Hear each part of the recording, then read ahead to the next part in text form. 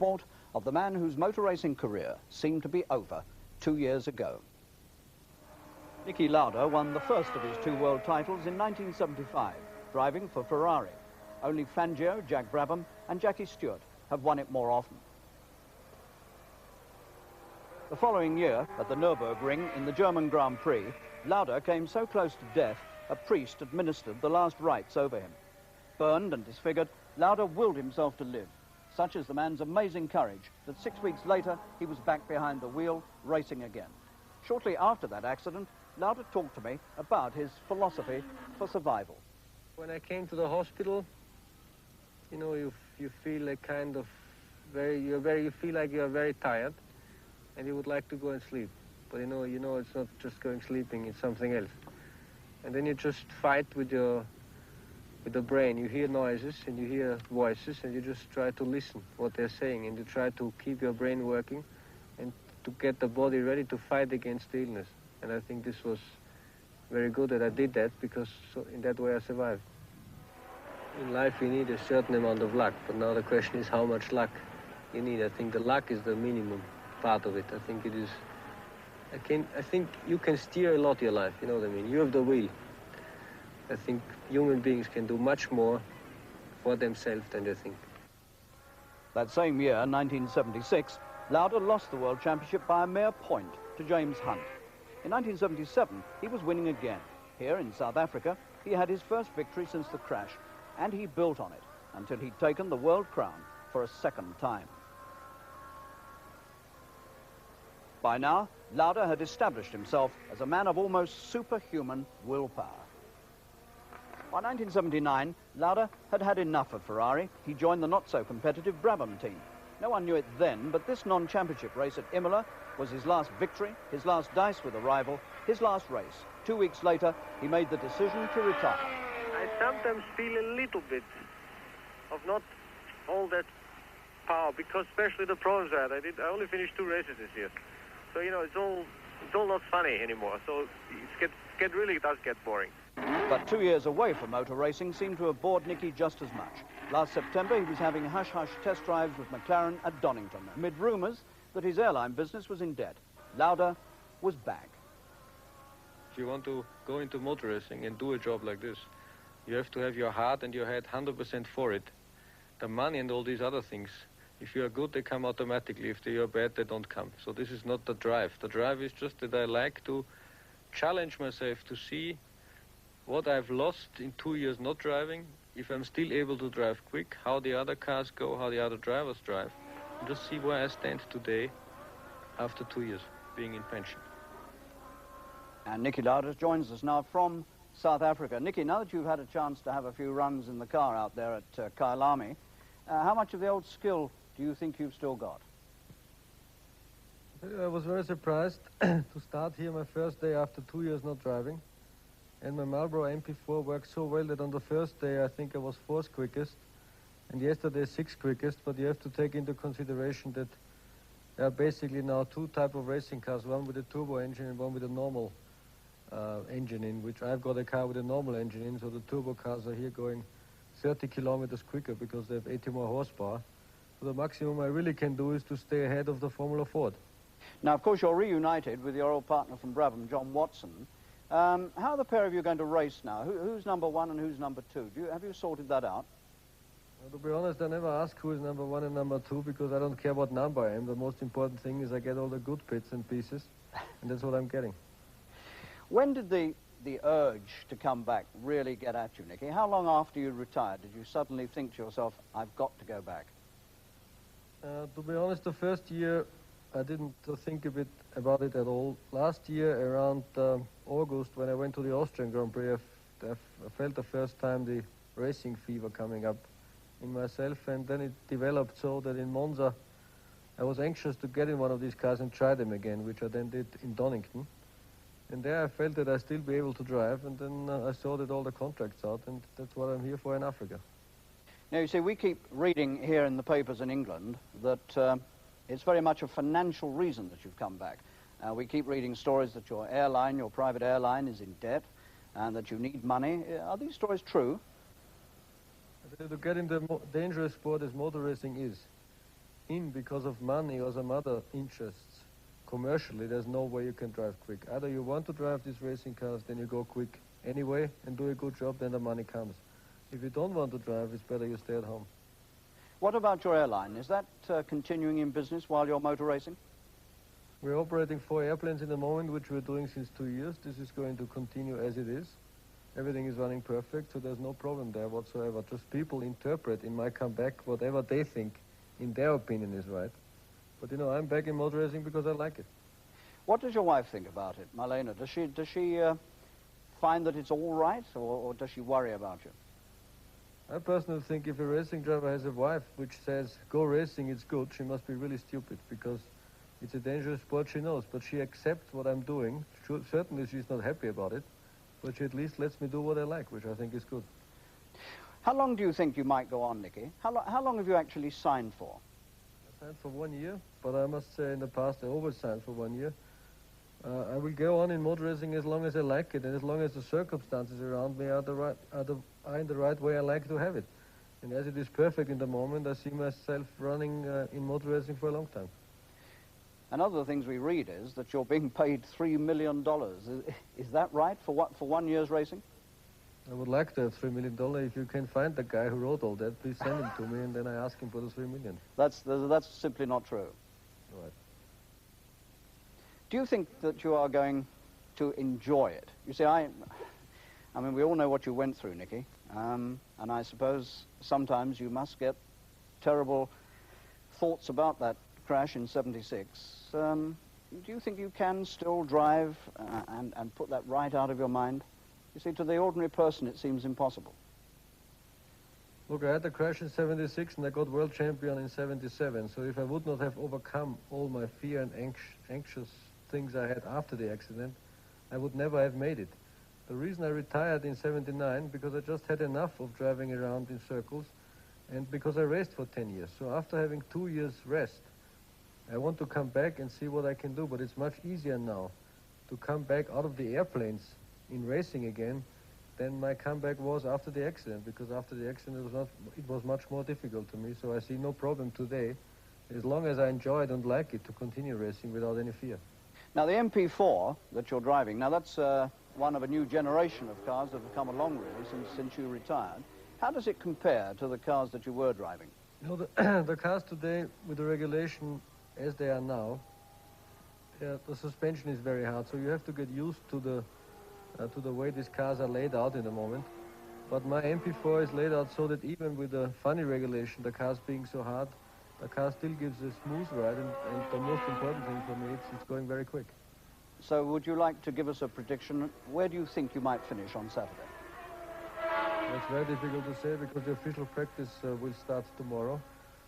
If my car goes as well as it did yesterday and the day before in the unofficial practice, I hope to qualify around 7 or 8. That means hopefully to be the first normal engine car. And then in the race, I just have to stay in this position and hope that the turbos blow up. Nicky, thank you very much indeed for joining us. And of course, everybody here wishes you the very best of luck with your comeback. All 31 Grand Prix drivers assembled in South Africa for the start of the 1982 racing season have refused to take their cars onto the Kyalami circuit to practice or race. In reply, the governing body FISA says it will cancel the drivers' racing licenses, perhaps for good, and postpone Saturday's race. That threat has been temporarily lifted, providing the drivers turn out for practice tomorrow morning. Philip Hayton reports. This was the Kyalami circuit near Johannesburg this morning, with everything set for the official practice laps for Saturday's Grand Prix. The cars had been assembled and tuned. The only thing missing, the drivers. 31 of them sat in a bus after walking off the track. But when they attempted to leave the circuit, they ran up against a roadblock. A minibus had been used to sabotage their escape. After a few minutes of angry exchanges, Jacques Lafitte got off the bus to remove the obstruction. He seemed to have more trouble with the minibus than with his Ligier.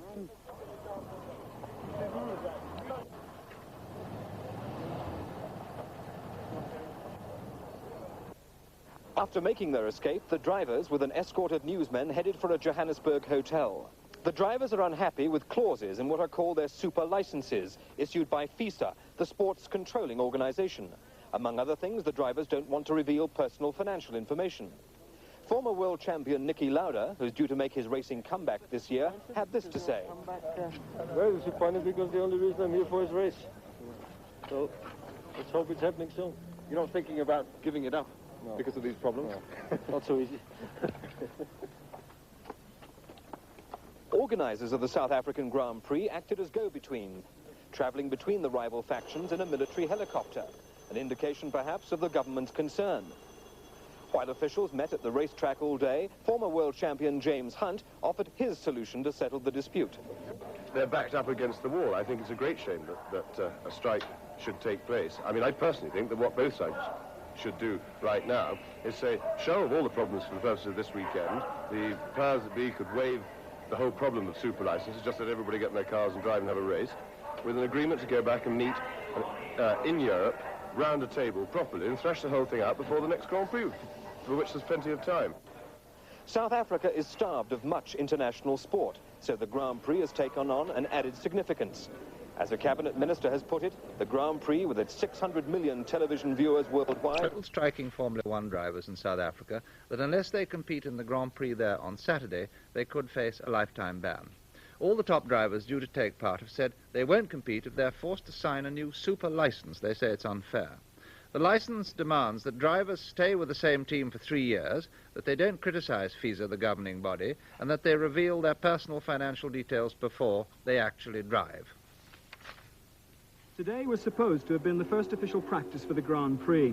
The cars and mechanics were ready, but missing from the pits, the 36 Formula One drivers. Led by Niki Lauda, who celebrates his return to Grand Prix racing this week, they were boarding a bus at the race circuit and going nowhere near the track until they'd sorted out their differences with FISA, motor racing's governing body. So desperate were the organisers to avoid a walkout that they blocked the bus's exit from the course. It was quickly removed, and then a race of an entirely different nature began.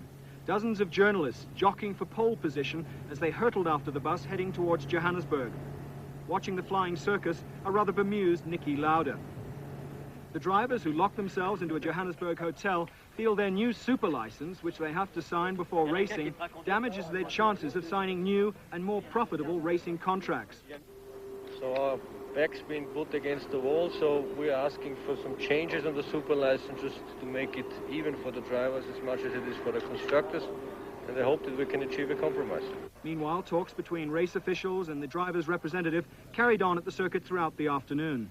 The Grand Prix organiser, who stands to lose £1 million if the race is cancelled, was particularly bitter. Well, total anxiety and anger, because here we are again with a situation, everything's gone so smoothly up until this point, and now we're in a situation which I vowed and promised never to get back into again, on, off, and, you know, it's just mind-boggling. And at the end of the day, as the cars were wheeled away, the drivers were given a final ultimatum. Settle by 7 o'clock tomorrow morning or face a life suspension from World Championship racing. Peter Sharp, News at 10 at Kyalami Racetrack, Johannesburg. With their licenses between the drivers and the sport's governing body. At one stage, all 31 drivers involved locked themselves away and refused to race. Well, today they changed their minds. The Grand Prix goes on as originally planned tomorrow. Practice took place today, and from Kyalami, Murray Walker now reports. The totally expected happened because turbocharged cars are on the first 3 rows of the grid, first to 6th fastest. Niki Lauda and John Watson both went off the course in their Marlboro cars, but they're both perfectly all right and will be taking part in the race tomorrow. But in 14th position on the grid, in the turbocharged Tolman, is Englishman Derek Warwick. Well, Derek, you had an incredible experience last night in that Formula One dormitory at Johannesburg. Tell me, what exactly went on there? Well, to be quite honest, for me, it was quite extraordinary because you've got people like Villeneuve and Peroni there, and we just sort of messed around and had a few discussions over the various decisions that had to be made. And the biggest point I'd like to make is that we all stayed together, and to a certain extent I believe we won because there is a race tomorrow. Derek, you say you've won. The FISA people say they have made no concessions at all, and they're going to discuss it next week. But nevertheless, you believe that you have made your point. Well, yes, I mean, we were here to make a point, and, I mean, for sure there was going to be a Grand Prix. I mean, that never ever crossed our minds. There was always going to be a Grand Prix, and there is a Grand Prix. To go into motor racing and do a job like this, you have to have your heart and your head 100% for it. The money and all these other things, if you are good, they come automatically. If they are bad, they don't come.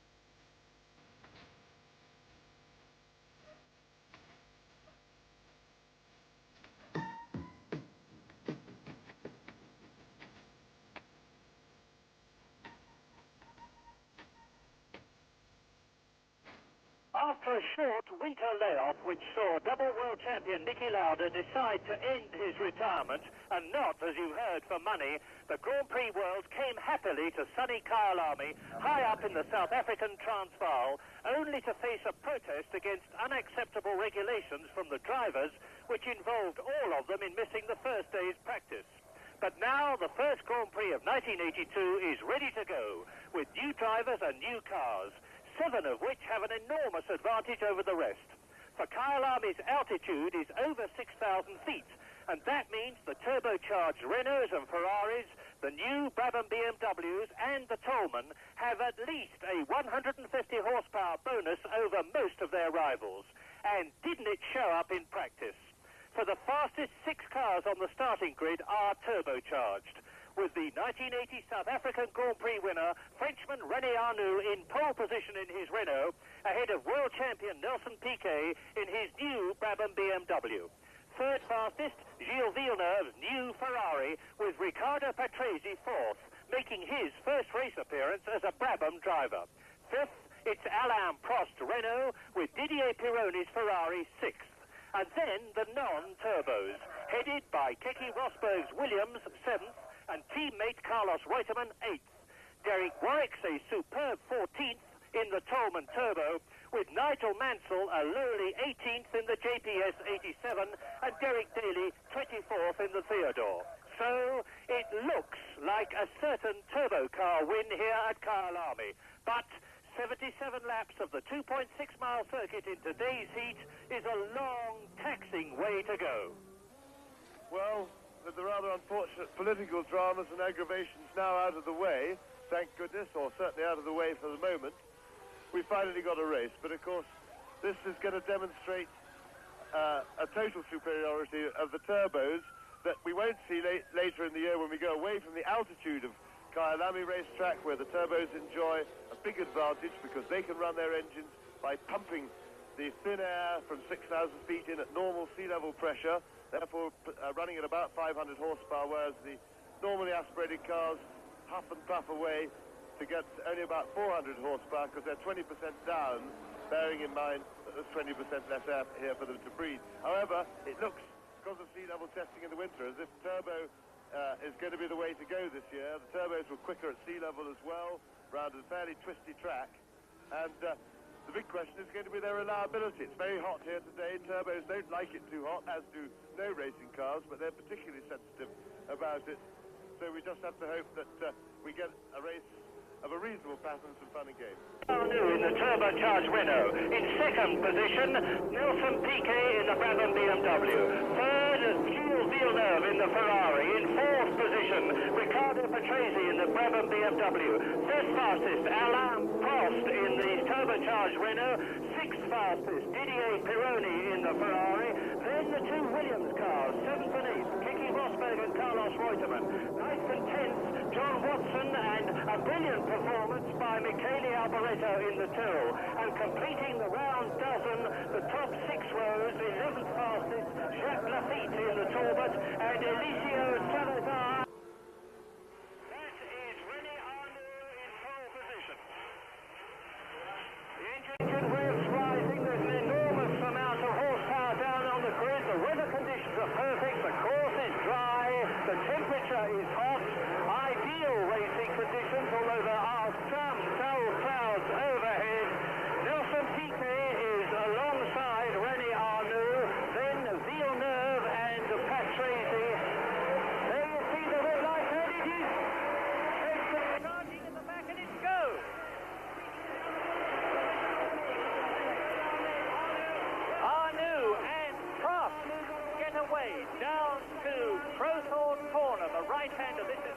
it straight in Grand Prix racing. From there, they go down into Barbecue Bend, up into fifth gear, into the Young's Cage sweep, the left-hander, and you can see the lead now that the two cars in front have got. Yes, well, the Renault's got their turn to turbochargers work. They've been able to start well last year, but the two Brabhams seem to have a terrible struggle getting off the line. However, I don't think that's going to be a big problem. They've got so much power here. Overtaking shouldn't be a problem, unless, of course, you can match them straight line. But it was interesting to see that the Brabham turbo was obviously difficult to get going with the throttle lag that turbos have. And so now they've got a little bit of work to do. PK will have to make his way up. And into the Armco, in fact, into the catch fencing on the very first lap. That's Jean-Pierre Charrier, who is the slowest man to qualify in the Osella. He is obviously perfectly all right. And meantime, bursting out of West Bank and in across the line go the leaders. And it is René Arnoux in the Renault leading Alain Prost in second position. Well up are the two Ferraris of Gilles Villeneuve and Didier Pironi. And you can see the gap now that the four turbos, there is the first and the second of the two Brabhams.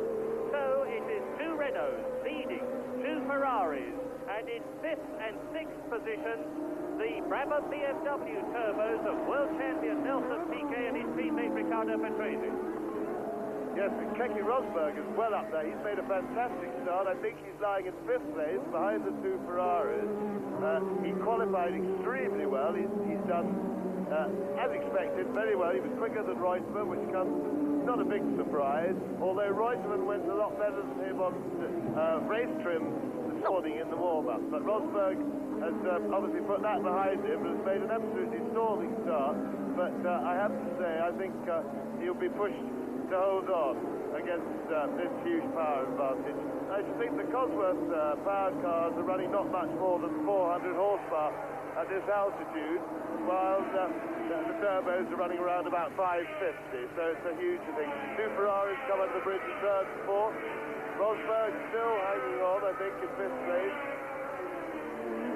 Well, totally predictably, the turbos dominating the race already. Indeed, Adrian Reynard in the March team has worked out that he expects his cars to be lapped by the leading turbo after about 12 laps, and they will probably be lapped 5 or 6 times during the race itself.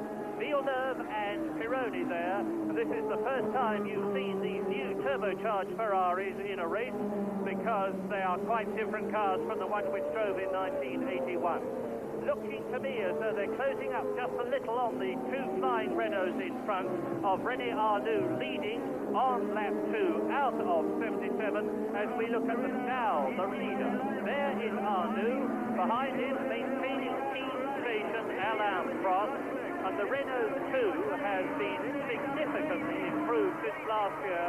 That is 3 laps completed. Villeneuve is still third and Pironi is still fourth. Now a developing gap, and it is Keke Rosberg who goes through next.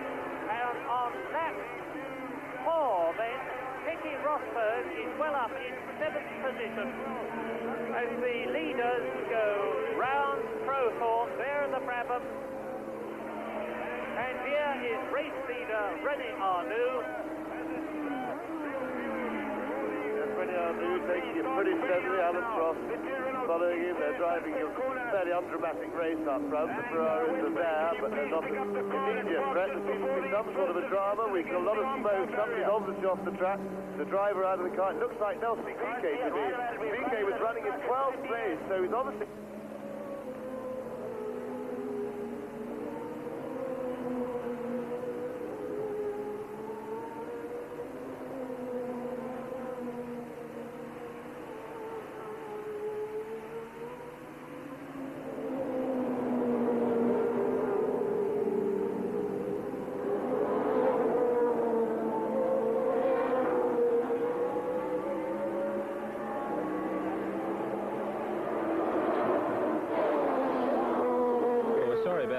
The loss of sound there from Kyalami Circuit, but with Alan here, we'll try and keep you posted on the cars as much as we possibly can. Nelson Piquet got an early problem there, Alan. Yeah, it looked like he lost it going into the right-hander at the end of the straights. Very difficult corner at the best of times. But he's out of the car and okay, that's the main thing. Well, Rennie. All right, well, it looks as though we've got audio back from Johannesburg, so let's go back to Murray Walker and James Hunt. That's fuel for the turbos to cover the race. The turbos used all that power, probably carrying as much as 40-50% more petrol to do the journey.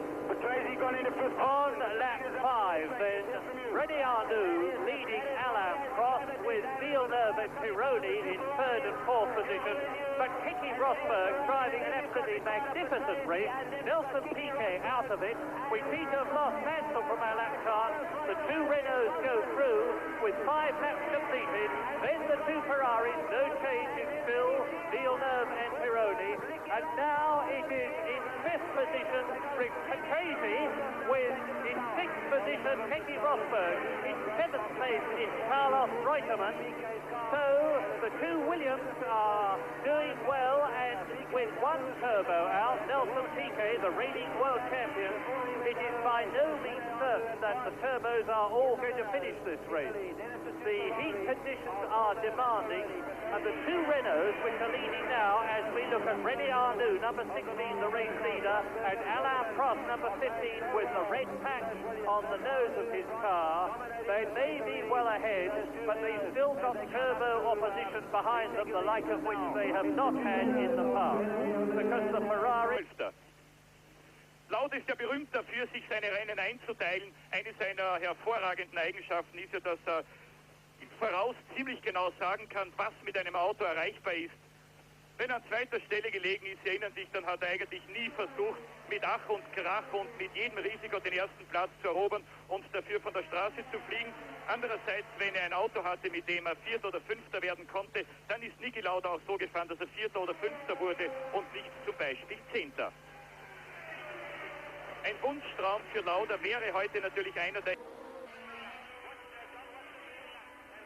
And we have no sign of Nigel Mansell. As we look across the circuit, we can see a stricken car, and it is certainly that of Nigel Mansell out of the race.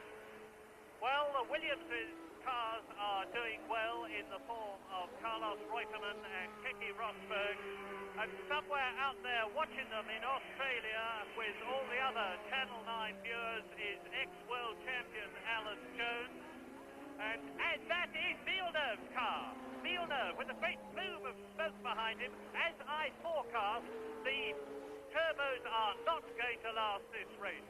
Villeneuve has very clearly blown the car, and we are looking now to see where ex-world champion Niki Lauda is, with Villeneuve certainly out and going into the pits.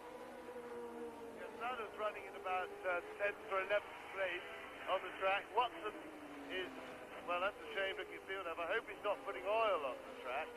It's probably just a burning turbocharger. They tend to eat the turbines and then do a piston. But they often say he's putting oil down. Auf diesen Sandstreifen gewechselt ist. Nelson Piquets bleibt beim BMW Turbo im ersten Rennen als ausgeschieden. Ausgeschieden auch der neue Ferrari 126 T2. Das ist das Chassis, das der Engländer Dr. Harvey Postlethwaite konstruiert hat. Zum ersten Mal in der Geschichte, dass ein Engländer ein Ferrari-Chassis gebaut hat. Indirekt ist das so zu verstehen, dass Enzo Ferrari zum ersten Mal zugibt, das, was seine Fahrer Niki Lauda unter anderem schon vor vielen Jahren behauptet haben, dass bei Ferrari der Motor der beste Bestandteil ist und das Chassis einige Schwächen hat, vor allem auf relativ schnellen Rennstrecken. Und Kyalami ist schnell, 222 Kilometer pro Stunde, der Schnitt des trainingsschnellsten René Arnoux. Die Trainingsbestzeit war 1:06:351.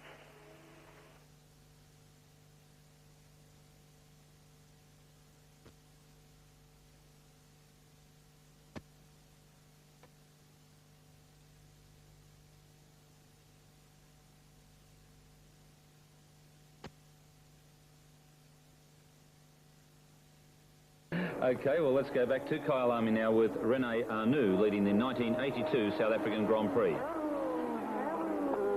John Watson with behind him in 8th position Jacques Lafitte in the Taubert.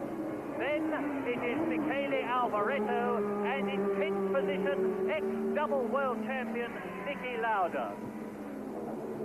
So can the Renaults maintain their reliability? They have already seen Villeneuve out. They have already seen Nelson Piquet out. That has removed their turbo opposition to two cars. That of Didier Pironi in the Ferrari and Riccardo Patrese in the second Brabham.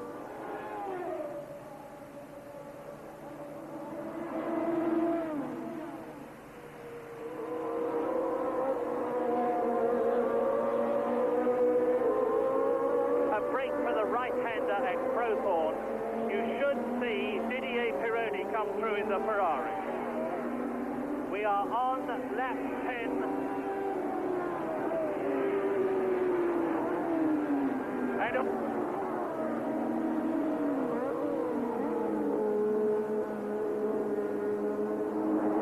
Only had to change gear ratios to make the cars absolutely perfect for the circuit. And they're starting to close up on and lap tail enders. That's Chico Serra's car, the Fittipaldi, which is now looking very tired indeed. Unfortunately, the Fittipaldi have got enough to develop their cars properly. And already, lap 10, Chico Serra from Brazil has been lapped by Arnoux, and now Alain Prost. And Arnoux, with Prost behind him, is now some 6 seconds ahead of Didier Pironi. Villeneuve has blown his Ferrari, and there, number 18 was Raul Boesel, the ex-Formula 3 driver, the Brazilian.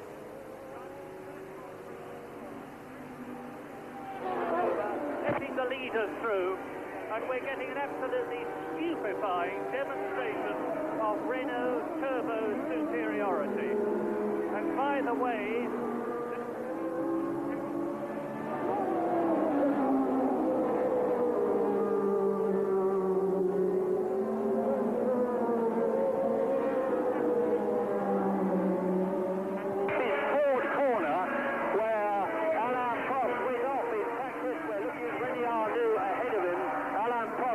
in practice as a result of a puncture, damaged the wheel. The car was perfectly all right. And Prost actually got round in the unofficial practice even faster than René Arnoux, the race leader, went in the official practice in something just over 1 minute and 5 seconds. 5 seconds faster than the previous lap record. The two Renaults. Round that sweeping right-hander, this is a third gear bend.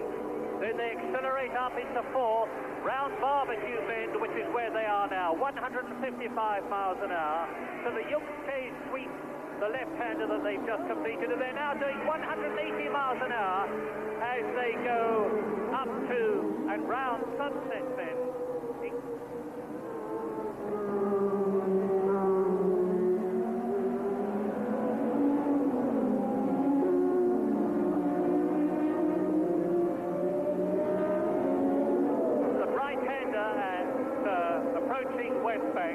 Where he bursts out into the top straight, to the longest and fastest straight in Grand Prix racing, up to the crest in fifth gear, and as he goes over the crest, it is 200 miles an hour. Now Arnoux through, Prost through, first and second.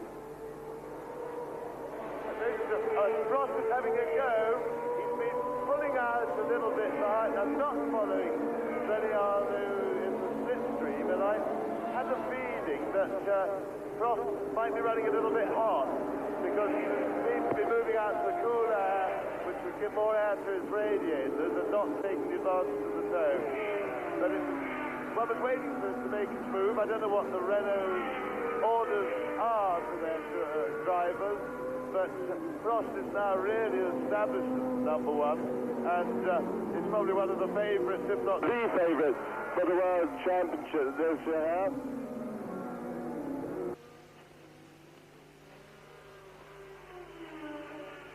Slim Borgut im Tierreich mit der Startnummer 4, der Schwede, der...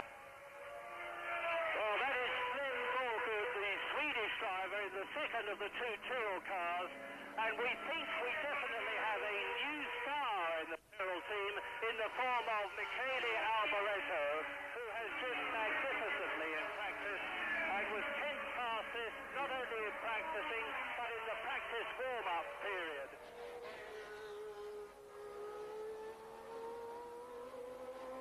It's Alain Prost, it is indeed Alain Prost in the lead, and we've missed, unfortunately, the passing manoeuvre.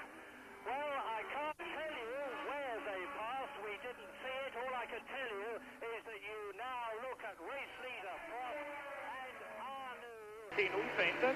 Erster Arnoux, zweiter Prost. Dritter Pironi, vierter Patrese, fünfter Reutemann, sechster Rosberg im Kampf mit Watson, achter Lafitte, neunter Alboreto, zehnter Lauda. Niki Lauda weiß, dass es ein sehr, sehr langes Rennen wird. 77 Runden, es ist sehr heiß hier, weit über 30 Grad, drückend schwül. Die Reifen sind natürlich am Limit, speziell mit vollen Tanks und darum auch ein sehr geschickter und ein bisschen vorsichtiger Beginn Niki Laudas in der Anfangsphase dieses Grand Prix von Südafrika. Slim Borbert wurde überrundet, Boxensignal hier aus der Tyrrell-Box. Eddie Cheever nach seinem Boxenstopp wieder im Rennen. Und Alain Prost gibt seinem Teamkollegen René Arnoux gerade so viel Druck, dass Arnoux weiß, der Teamkollege ist knapp hinter ihm und er greift ihn nicht direkt an, aber er ist nicht gewillt, allzu viel Platz zu machen und zurückzubleiben.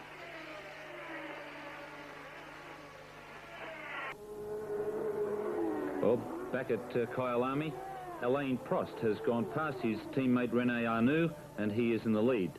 So it's the two Renaults, but they've had a change in position. Alain Prost in the lead in the 1982 South African Grand Prix. Well, if there is a battle between René Arnoux and Alain Prost, and it results in one or both of them going off, and it well could do, the Renault management in the form of Gerard Larousse, their very experienced team manager, is not going to be best pleased.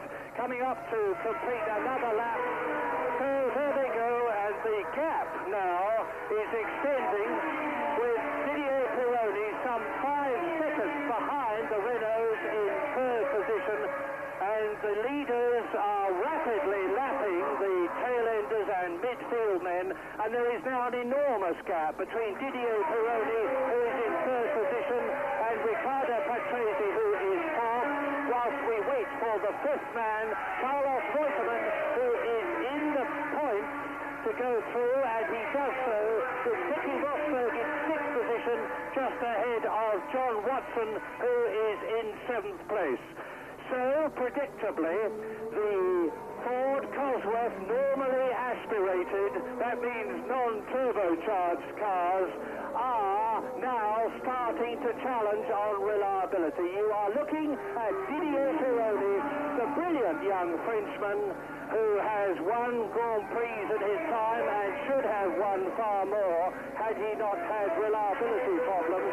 He finished first in the Belgian Grand Prix in 1979 when he was starting to make a name for himself, and he's driven for Tyrrell and for Ligier before he moved to Ferrari. He's closing up now on one of the two Alfa Romeos, that of Bruno Giacomelli, the young Italian. So a recap on the positions in the lead: René Arnoux, second Alain Prost, third Didier Pironi, fourth Carlos Reutemann, fourth is Riccardo Patrese, fifth is Carlos Reutemann, and sixth position Keke Rosberg.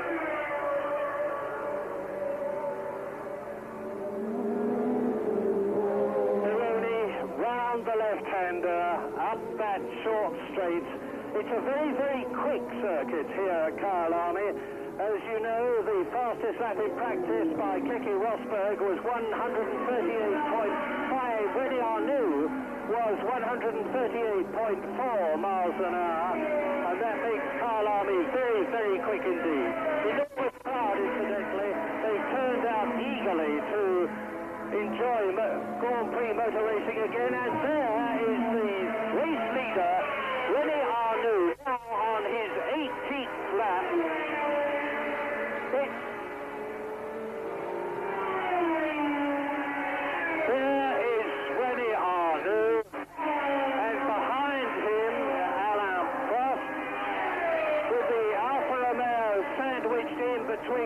It's Alain Prost. It is indeed Alain Prost in the lead, and we've missed, unfortunately, the passing manoeuvre has been missed. The confident assertion that it was René Arnoux was wrong, because up into the lead on lap 18 in the South African Grand Prix of 1982 goes Alain Prost, the man who won 3 Grand Prix in 1981 and is hotly tipped to be the world champion of 1982. Well, I can't tell you where they passed. We didn't see it. All I can tell you is that you now look at race leader Prost and Arnoux as they come up to number 10, Eliseo Salazar. Well, Carlos Reutemann is doing very well. He's only a couple of seconds behind Ricardo Patrese. He's holding on. He's not making much impression at the moment, but he's comfortably leading the normally aspirated cars race. And meanwhile, the Renault's Alain Prost cruises on. He passed René Arnoux about 5 laps ago. He outraced him at the end of the straight, and now has established himself, although as we saw a couple of laps ago, Arnoux appeared to be challenging him. Now he's dropped back a little bit now, and possibly that was on team orders from team manager Jean Larousse oh, hang on, and that's Patrese, and he looks to be slowed down and in trouble. Yes, he's coming into the pits, but he's limping.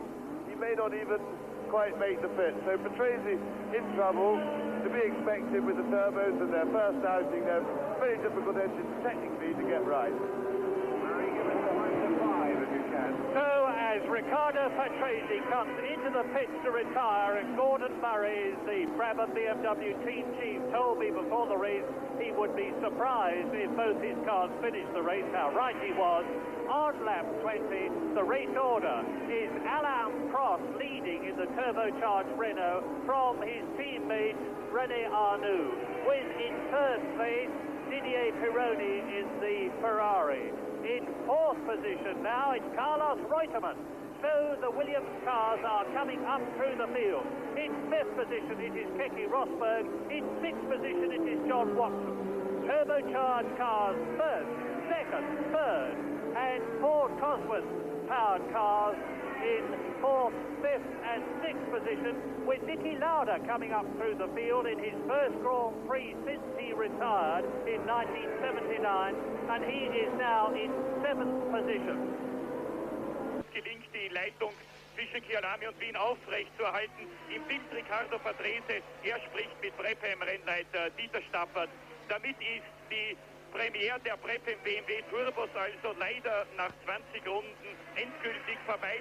Ricardo Patrese ausgeschieden und vorher schon nach der 6. Runde Weltmeister Nelson Piquet. Einen Grand Prix-Sieg im allerersten Rennen, das ist ja etwas, das es für ein neues Team, für eine neue Marke oder sogar für ein neues Auto nur ganz, ganz selten gibt. Ich erinnere mich, Ferrari hatte hier vor 3 Jahren einen Doppelsieg, Villeneuve und Scheckter mit einem völlig neuen Modell. Walter Wolf hat mit Jody Scheckter 1977 sein allererstes Rennen, den Grand Prix von Argentinien gewonnen, aber es wäre wahrscheinlich zu viel gewesen, das Gleiche vom Brabham BMW Turbo zu erwarten. 20. Runde, vorne also die beiden Renault Turbos, jetzt in umgedrehter Reihenfolge. Im Bild der führende Alain Prost, zweiter René Arnoux, dritter ist Didier Pironi Ferrari. Das sind die 3 einzigen Turbos, die noch im Rennen sind. Nach 20 Runden bereits 3 Turbos ausgeschieden, nur noch 3 im Rennen. An der 4. Stelle liegt Carlos Reutemann, 5. ist Keke Rosberg, 6.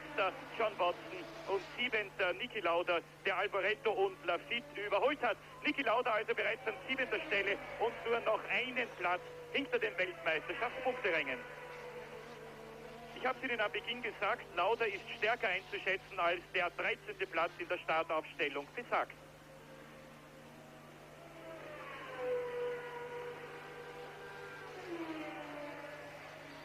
Es ist zum ersten Mal seit 10 Jahren, dass Niki Lauda einen Ford 8-Zylinder fährt. 1972 March, Sie erinnern sich noch, das allererste Formel-1-Jahr von Lauda.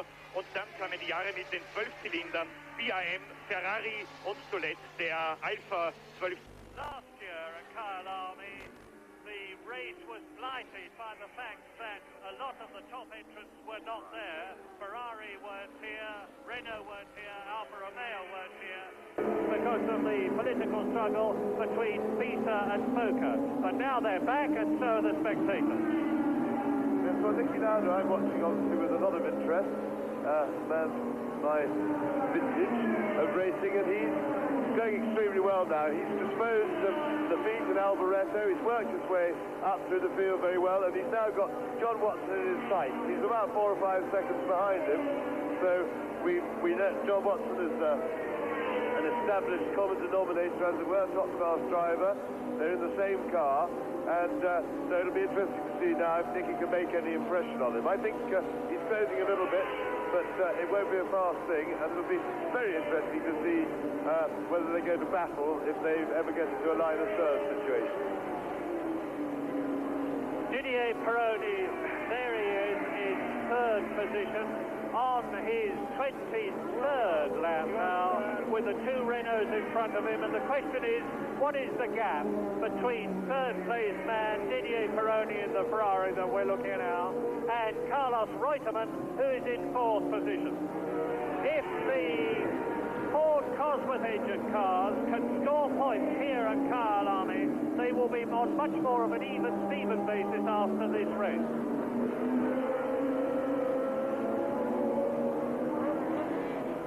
Pironi then, and as we look at the young French charger in the Ferrari, Barry Gill has news from the pit.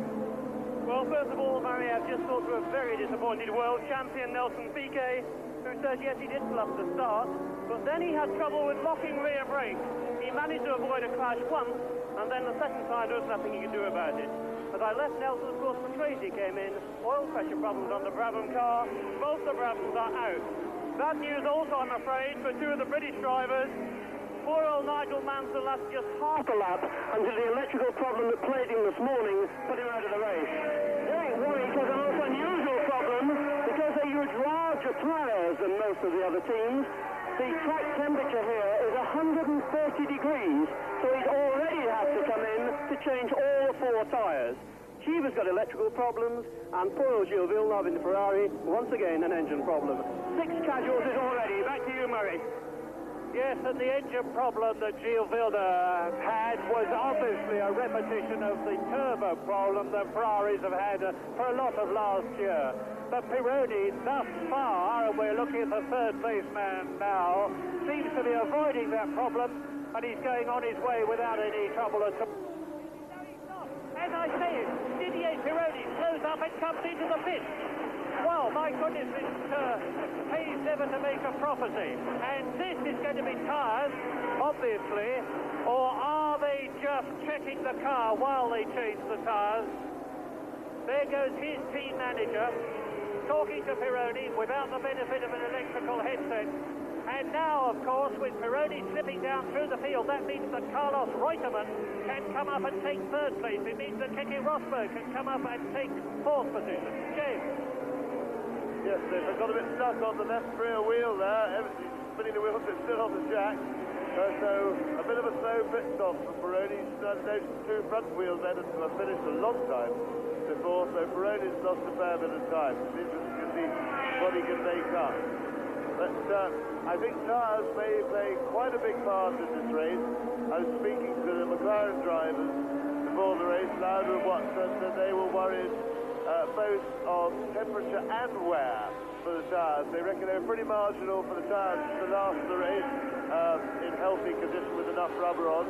And before that, they'd have to worry about them getting too hot. Well, it's obviously afflicted Pironi, and he's not the first one who's been in. Of course, the turbos, because they have more power, going a bit quicker through the fast corners, will strain the tyres, put a considerably more load on the tyres, in fact, than the normally aspirating cars. But that doesn't, of course, mean that they will have any less trouble. There is Reutemann, is it? Or did Keke? Yes, Carlos Reutemann up into 3rd place, driving a very steady race and picking up the pieces of the turbo cars, which one would expect to have a little more trouble with reliability. They don't have the long-running experience, of course, that these Cosworth engines have. As we look at Carlos Reutemann, I can confirm that he is definitely in third place, and this is the man that won the 1981 South African Grand Prix, albeit without any of the turbo cars here. And ahead of Reutemann are the only two powerfully running turbo cars left in the race, those of race leader Alain Prost and his teammate René Arnoux in second position. And behind Carlos, who finished second in the 1981 World Championship after a disastrous race in Las Vegas, and has been brought back into the Williams team after he said he refused to drive with Alan Jones, who's sitting out there in Australia watching this race, if Alan decided he was going to come out of retirement. Well, Alan stayed on the farm, and Carlos Reutemann has come back. And there is John Watson, number 7, who is well up through the field now. He is in 5th position. John Watson, who drove a terrific race here last year in the old Marlboro car, the McLaren, and he actually led the South African Grand Prix in the M30 it was, McLaren. John Watson led the South African Grand Prix last year for 2 glorious laps before he slid down through the field and actually finished in 5th place in 1981. So they might be expecting round the left-hander at beyond Ford and up to the S's, and on lap 28, the order. René Arnoux, Renault leads. It is in second position behind Alain Prost. My apologies. Prost leads, Arnoux second. In third position, Reutemann. In fourth position is Rosberg. In 5th position is John Watson. And in 6th position now is Niki Lauda. And there, Watson, number 7, in that 5th position. So Niki Lauda, the ex-world champion, has fought his way up through the field, partly due to others dropping out, and he is now actually in World Championship points in his first Grand Prix for 2 years.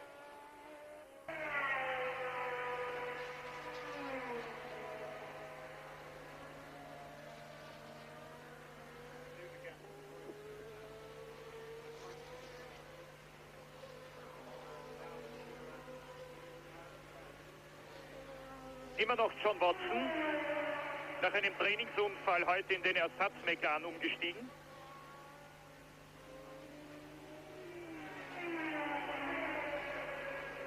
...28. von 77 Runden. Ungefähr ein Drittel der Distanz ist also absolviert.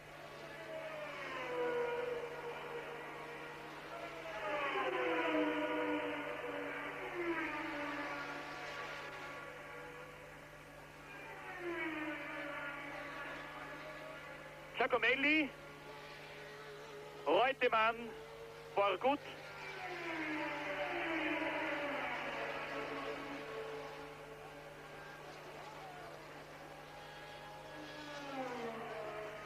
Ich verstehe die Regie hier nicht ganz. 300 Millionen Fernsehzuschauer in aller Welt sind heute live dabei, um Niki Laudas Comeback-Rennen zu zeigen, zu sehen, und dann wird der Österreicher so gut wie fast nicht gezeigt.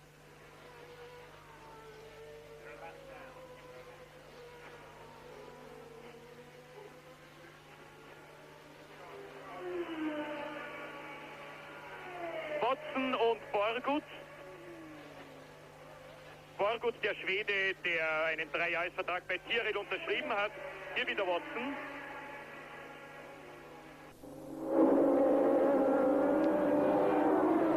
Still Prost leading Arnoux, and there is going to be a change. Is it? Coming up towards us now, 23 is Bruno Giacomelli. And there, coming down the end of the long, long street to Crowthorne with the blue flags waving to indicate that a driver wishes to pass another one and he should give way. That's a heck of a place to do it at the end of that 200-mile-an-hour straight. And now with not so very far off half race distance completed, because we are actually now on lap 31 out of 77 in what is, as predicted, going to be a race of attrition with Nigel Mansell out of it, the English driver in the Jean Clair Special, with Piquet out with brake trouble, with Villeneuve out with, I think, turbo trouble, with Patrese out with oil pressure trouble, with Didier Pironi having been into the pits to change his tyres, and they come up to go over the line and complete yet another lap of this Kyalami circuit. And John Watson is challenging and now taking Andrea De Cesaris. And there is the Tyrrell, and that is the second of the two Tyrrells. That is Slim Thorgood, the Swedish driver, in his first Grand Prix in the Tyrrell team, because last year he drove an ATS. He's had a lot of problems in practice, including going off twice and removing several corners of the car. It looks as though he's trying to restart, and obviously he's decided, I've never seen anybody doing this before, reversing a car along the circuit, but he's obviously trying to, I have not the remotest idea what Thorgood thinks he's up to. Trying to execute a three-point turn, I think, Barry. He's got a lot of traffic going past. It's certainly a most extraordinary manoeuvre, but he's finally got away. He must have had a spin down. His nose is flapping, as you see, so I hope he goes slowly, because if that blows off, it looks as if it could, apart from the potential damage it could do to him, it could blow into the face of a following car. That's a potentially dangerous situation. John Watson still fighting his way through the back markers, and Lauda is closing in a little bit, but he's got the two Alphas to get rid of before he can challenge properly. Into the pits comes Slim Thorgood, and you can see what the trouble is. It looks as though the whole of the nose section of the car has come adrift. There's Ken Tyrrell just out of the picture. Is he going to be tired? Can't possibly be, surely. Anyway, there is race leader Alain Prost on his 33rd lap now. And where is the second place man, René Arnoux, in relation to Prost? The answer is a long, long way back in comparison with the gap which existed between the two Frenchmen earlier on. So Prost out on his own now, on his way at the moment to his fourth Grand Prix. This outstanding young man from Saint-Chamond, who has been in motor racing for some 36 years. This is his 26th Grand Prix. And we're back again now with Thorgood, who has very rapidly rejoined the race, has obviously had that nose section thrown on the car again and secured firmly.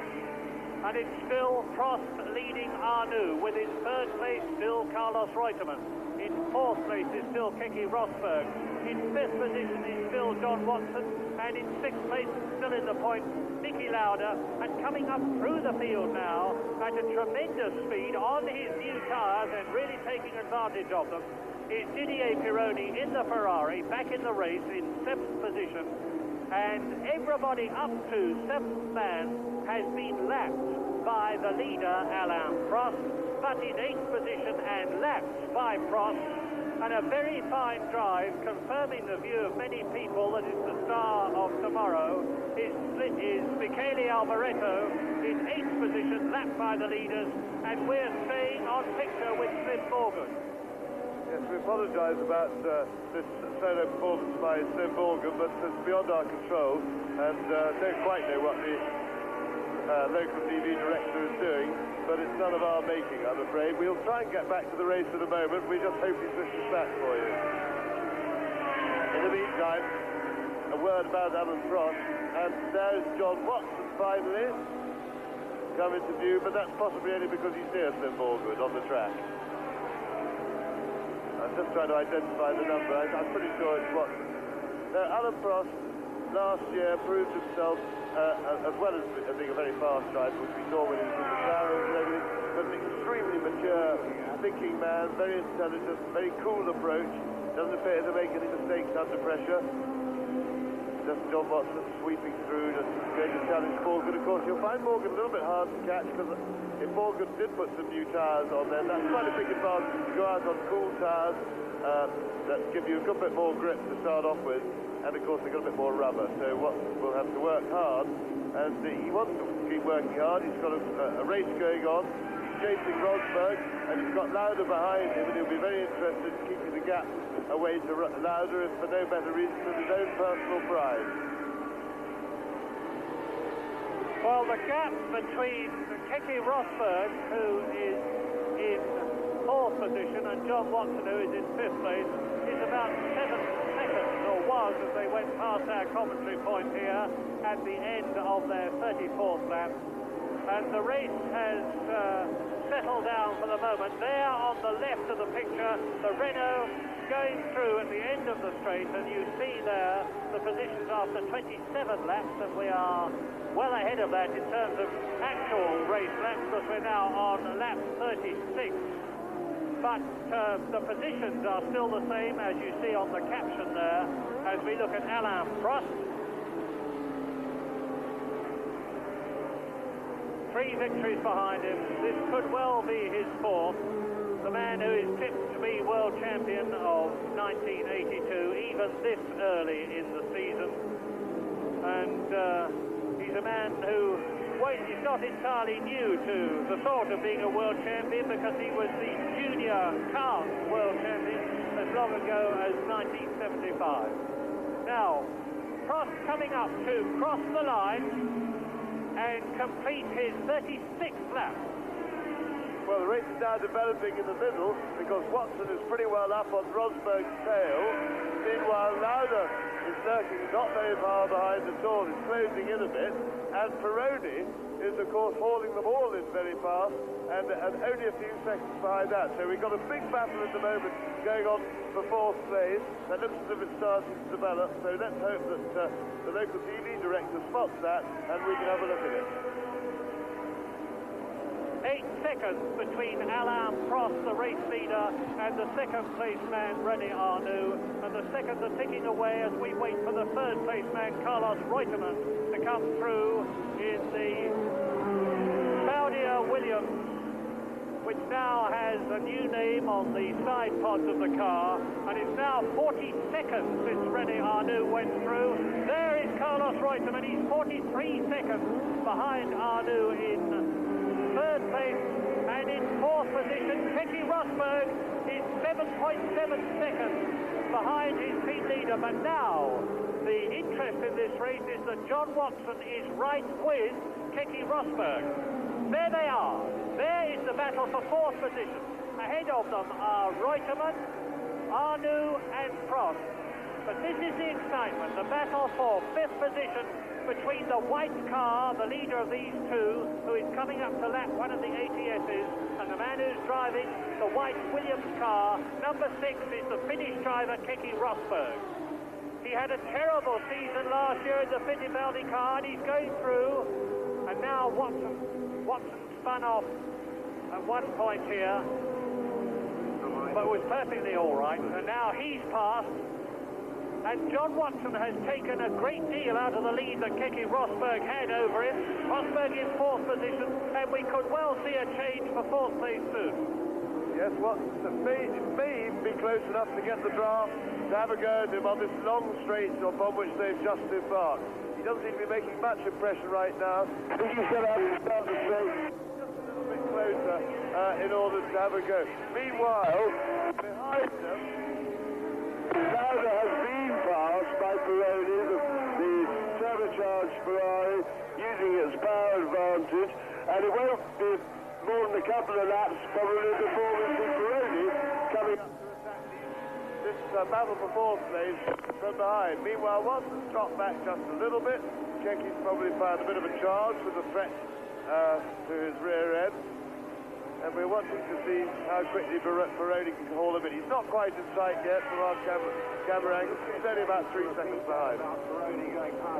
Fahrer zu sein, der schnellste Nicht-Turbopilot. Das ist immer noch Watson, unmittelbar hinter Keke Rosberg.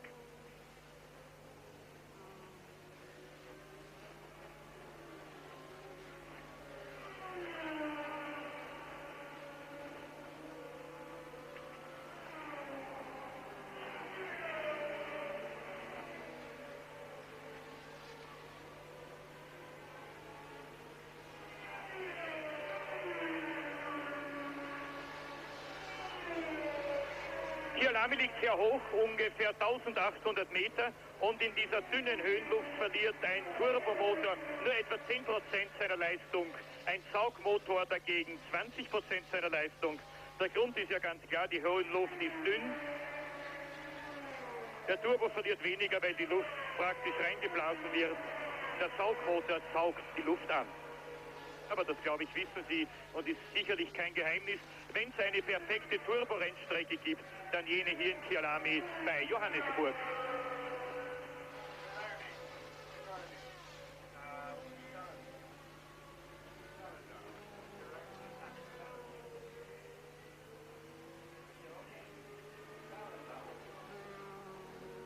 Jetzt entschließt sich die Regie, Didier Pironi zu zeigen. Hinter ihm liegt Eliseo Salazar mit einer Runde Rückstand. Das heißt, im Rennen liegt Lauda hinter Pironi an 7. Stelle.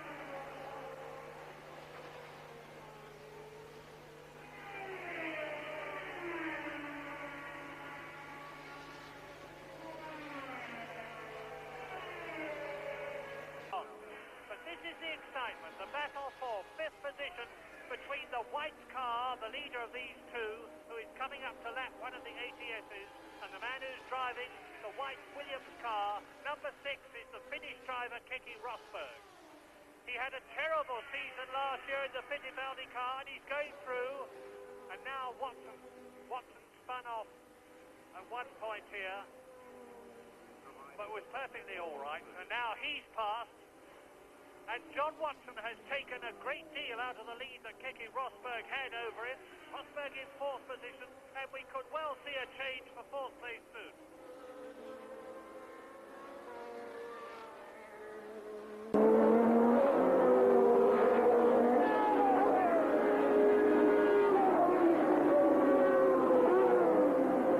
And Nick, you saw there John Watson moving up.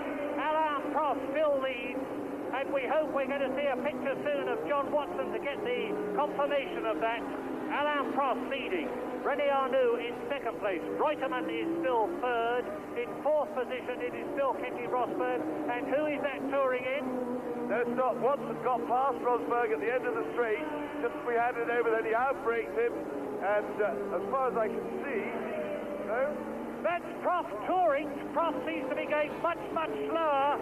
Alain Prost, we're getting the turbocharged cars are in trouble, and Alain Prost is one of them. He's being passed by car after car. This is the previous race leader, a race of real problems, and you can see that. His front wheel has locked up, and you can see the brake is locking up, and it looks as though Alain Prost's race is run on lap 41, and this is going to blow things wide open, because it will mean that only the 1980 South Africa, and look at his rear tyre, off goes the wheel. Prost was not only in trouble, that's the problem. Prost's front wheel was off the ground because he has punctured his rear side rear, as a result of which the car is dragging along the ground. Yes, that's why his front wheel was in the air. He was at a flat left rear, but he will be able to, hopefully, not done too much damage to the car. He may be able to get out into the race again, and we could see some fireworks for Alain Prost, if he hasn't lost too much time. Hard for us to tell how much he lost on the road. Well, a couple of laps of real excitement, so now let's just collect ourselves and look at what the race situation is. In the lead on lap 42 is the sole Renault which is running at the moment, and it is that of the 1980 South African Grand Prix winner René Arnoux. In second position now, it's Carlos Reutemann, the man who won last year. So we have the 1980 winner leading, the 1981 winner second. In third position, the second of the two Williams cars, Keke Rosberg. In fourth position, it is still John Watson, but now up into fifth place has come Didier Pironi, who is motoring through the field with tremendous speed. And in sixth place, still in the points, Niki Lauda, ahead of seventh place man, Michele Alboreto, driving a storm of a race. Alboreto, who only had his first Grand Prix drive last year, an ex-Formula 3 champion of Europe, and has driven a lot of Formula 2 as well, is really taking to Formula 1 like a duck to water. He used last year to settle down, and now he's decided to extend himself, and there is the current race leader, number 16, René Arnoux. Hopefully we'll see a picture which will tell us whether Alain Prost has come out of the pits and rejoined the race. If he does, we can expect to see some real fireworks, because he will be on fresh, reliable tires. And Arnoux waved. Did you see that? René Arnoux took his right hand off the wheel and made a signal to his pits as he went through. Yes, I think he was thinking he's going to come in. It looks like he's coming in for tires as well. So we've got a real seesaw going on here. But it seems to stand to reason, because we've already seen Prost puncture a tire, and I'm sure that was through wear or overheating problems. It seems that maybe the teams and the tire companies between them misjudged the severity of this new surface combined with the heat. They haven't had it as hot here during practice, so they were probably guessing a bit, and it does look possible that they guessed a bit optimistically. Well, this will be real drama if René Arnoux comes into the pits to change tyres. We know that the turbo cars are having to use tyres of at least 2 compounds harder than the Ford Cosworth-powered cars. And as James has said, it could well be that this is causing a problem. But over the line for another lap completed goes René Arnoux, and I'll try and give you the gap between him and Carlos Reutemann. It's a long, long gap, but if Arnoux does have to come in and change cars, that gap will very rapidly disappear. And there's still this terrific battle between Rosberg and John Watson, with Didier Pironi coming up through the field, currently in 5th place, and Lauda in 8th position. Yes, in the event that Arnoux does come in and change tires, the gap at the moment is such that if all goes well, he should still rejoin the track just in the lead. But of course, he's got plenty of time, and with his speed advantage over the normally aspirated cars of Reutemann, it shouldn't matter if he hasn't changed tires. Meanwhile, Pironi has slipped past Watson and is now challenging Rosberg.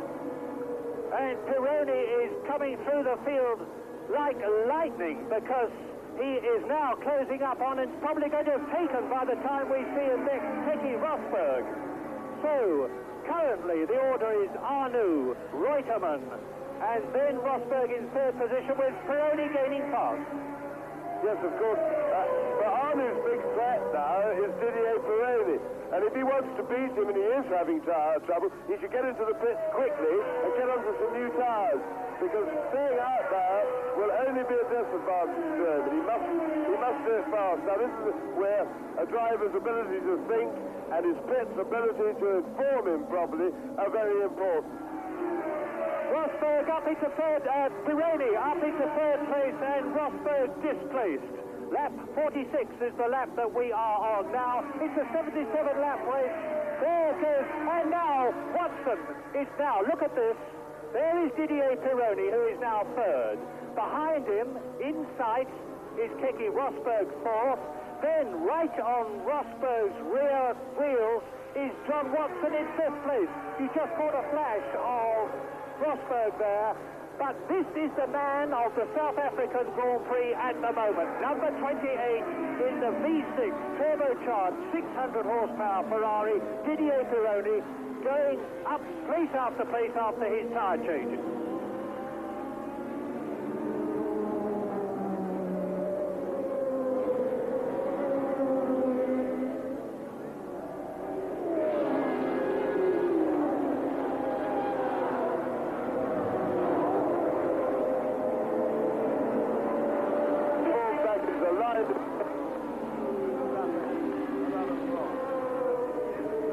I do suspect that he is.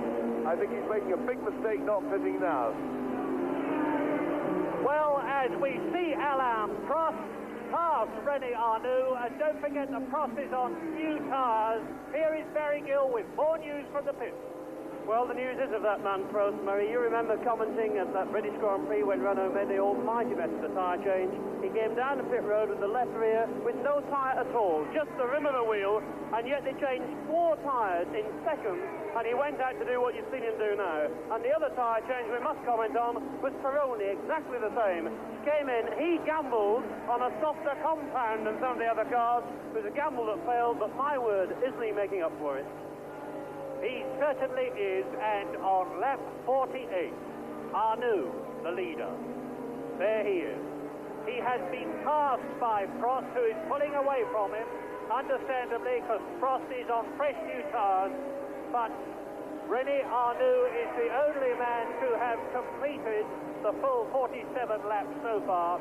It's still Carlos Reutemann second, but and somebody off there. It looks like Derek Warwick. It is.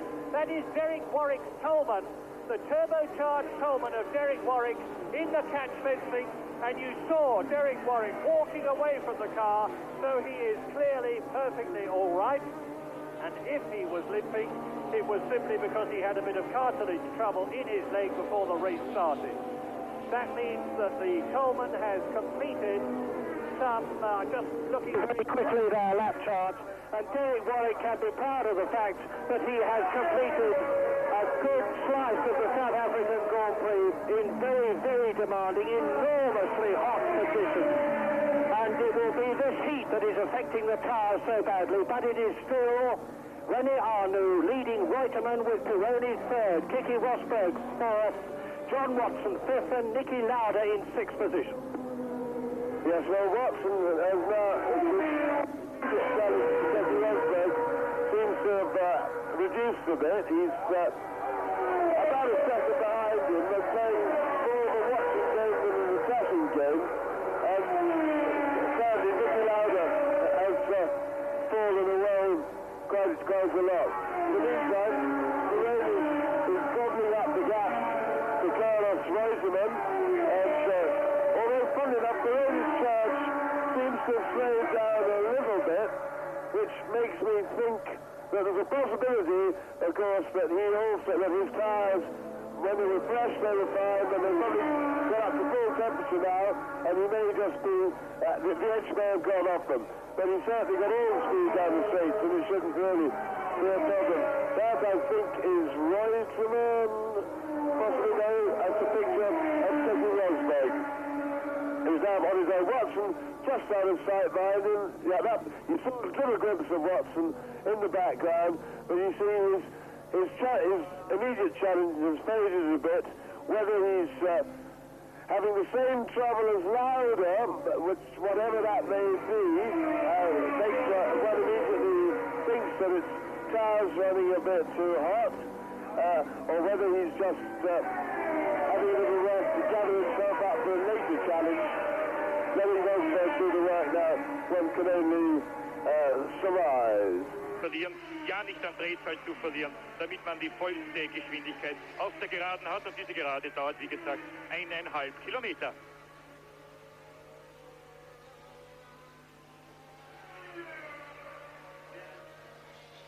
An den Boxen war Elio De Angelis.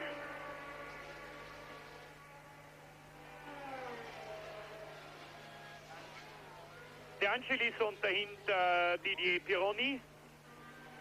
De Angelis hat Zeichen gemacht, Sie haben es gesehen, überhol mich links.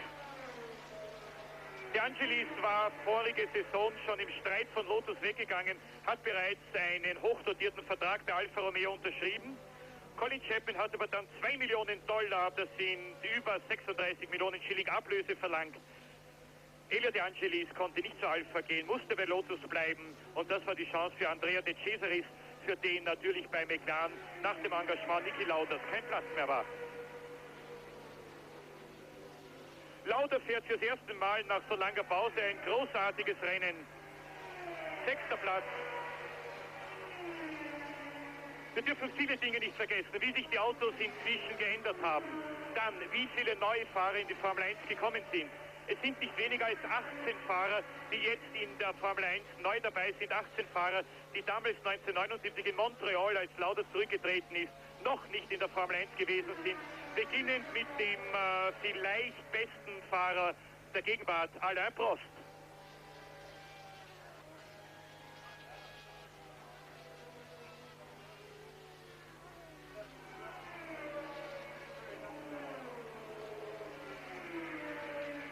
Jacques Lafitte, Ligier, Talbot, Matra. Lauda hat sich über Lafitte einige Gedanken gemacht. Er weiß vom Training her, dass der Talbot Matra auf der Geraden um 5 Stundenkilometer schneller ist als der McLaren mit seinen 277 km/h.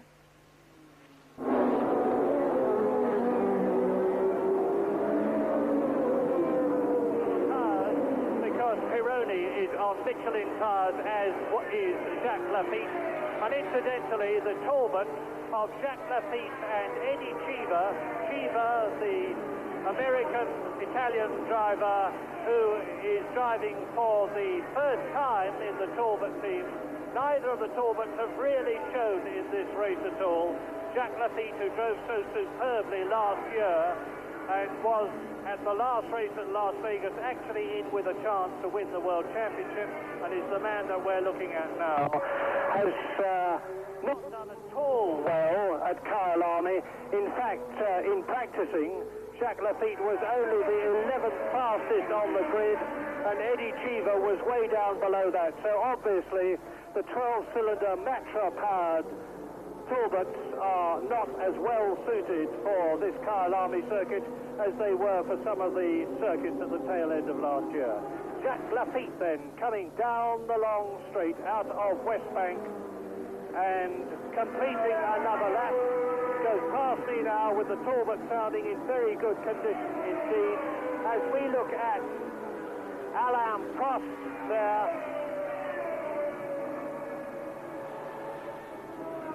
or is it René Arnoux? Very difficult. There's René Arnoux, race leader René Arnoux. Now, is he going to pull away from these two cars, including number 10 there, which is the ATS of Eliseo Salazar, and number 3, which is Michele Alboreto's car? If he does not pull away, we can be sure that René Arnoux is in some sort of trouble and going a lot slower than he could do. And he's not pulling away very much because the differential in speed between the Renaults and the Ford-powered cars here is absolutely enormous. Meantime, Alboreto is going past and taking the inside line at Crowthorne, and now you see that René Arnoux has indeed, as the race leader, pulled out quite a gap over the Tyrrell and the ATS behind him, and we're still waiting on lap 54 for the second place man to come through. The second place man, of course, being Carlos Reutemann, and it's now nearly 30 seconds since. And there goes Reutemann, 32 seconds behind the race leader, and Didier Pironi is now only 4.2 seconds behind Carlos Reutemann. So Pironi in the Ferrari on lap 54 out of 77 is closing up hand over fist on the Williams car of Carlos Reutemann, who is in second place. Well, what's happened now is that undoubtedly René Arnoux has slowed down. The question that we can't answer here is whether he slowed down to preserve his tires and slowed down voluntarily, as it were, to nurse his car to the finish ahead of Pironi, who's the big threat, who's only about 37 seconds behind him and going well, or whether he's going as quick as he can on failing tires, in which case the race is wide open. Well, I've got the stopwatch running on the gap between René Arnoux, who has just completed a lap, and Didier Pironi, who is in third place, gaining fast on Carlos Reutemann second. And we will be able, therefore, to tell you, lap by lap, what the gap is between those two vital cars. And the answer is that at the present moment, the gap between René Arnoux, the race leader, and Didier Pironi in third position was 35 seconds when they went past me. You are looking at a caption at the end of 47 laps, whereas we are now on lap 55. In a rapidly developing, from the point of view of excitement, South African Grand Prix at Kyalami. I was going to start talking about the weather earlier on in a typically British vein, but I had to stop. It's worth saying now that every day we have been here, that is René Arnoux that we're looking at, every day we have been here, it has rained except today. And today has been notable in that the weather has been absolutely superb, getting hotter and hotter all the time. And the track temperatures must be very, very high indeed now and causing tire trouble.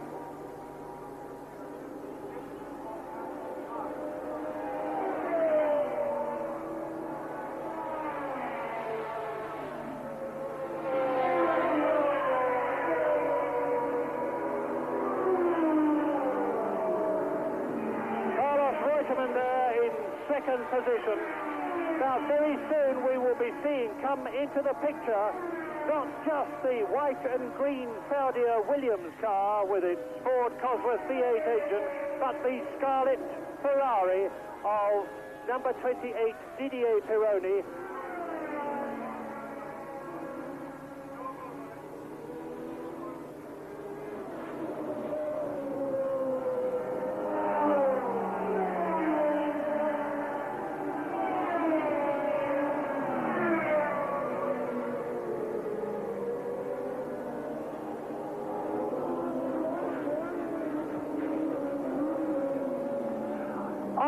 Lap 57 of the South African Grand Prix, the race is developing into one of enormous excitement. Leading it is René Arnoux, who led for a long time to lose that lead to Alain Prost. Prost then had to go into the pits with a shredded rear tyre. Arnoux retook the lead. And in second position, it is Carlos Reutemann in the Saudia Williams car, last year's winner. But there is a sensational drive being put in at Kyalami behind Carlos Reutemann by Didier Pironi, the Frenchman in the turbocharged Ferrari, who has had to go into the pits to change his tyres, came out in 8th position, has climbed up through the field like a rocket, and is now closing fast on Carlos Reutemann, who is second. Equally sensational is the progress of Alain Prost, and you are now looking at the race leader, René Arnoux, who is on his 58th lap. But equally sensational is the progress of the previous race leader, Alain Prost, because after he had put on a new set of Michelin with, I understand, a softer compound, his progress has been nothing short of meteoric, and he is now up into 4th position. So, on lap 58, you are looking at the leader, René Arnoux. Behind him, Carlos Reutemann, about 35 seconds. Pironi gaining fast on Reutemann in 3rd position. In 4th position, it's Alain Prost. In 5th position, it is Keke Rosberg. In 6th, it is John Watson, and in 8th position, it is Niki Lauda, still going well. Aus allzu harten Rad-an-Rad-Kämpfen heraushält. Er weiß ja von den wenigsten Fahrern, wie sie im harten Zweikampf reagieren. Alboreto kommt mit einem Rückstand von 2 Runden jetzt dem führenden Arnoux etwas näher.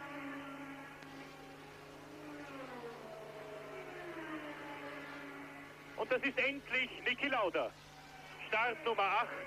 Jetzt sehen Sie ihn endlich in der 57. Runde. Niki Lauda liegt an der 6. Stelle.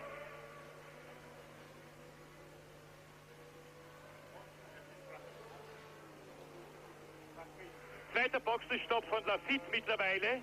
Lafitte tut Lauda nicht weh, er liegt deutlich hinter dem Österreicher.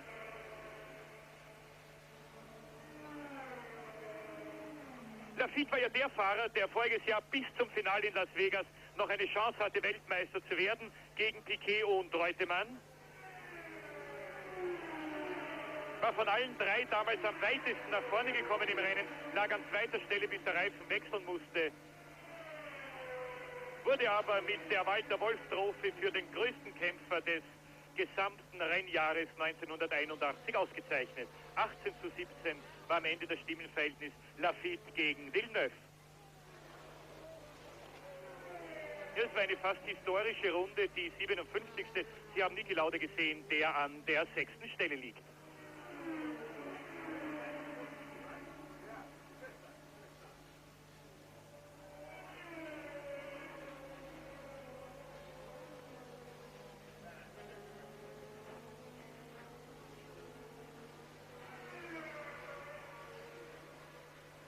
Das ist Prost.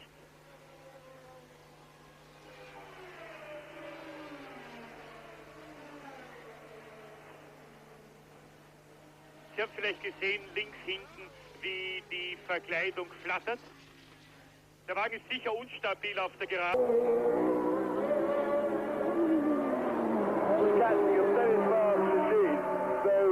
Reutemann, although he's doing a magnificent job fending off the Ferrari of Didier Pironi, looks pretty powerless to do anything about the progress of Alan Prost, who's absolutely flying now.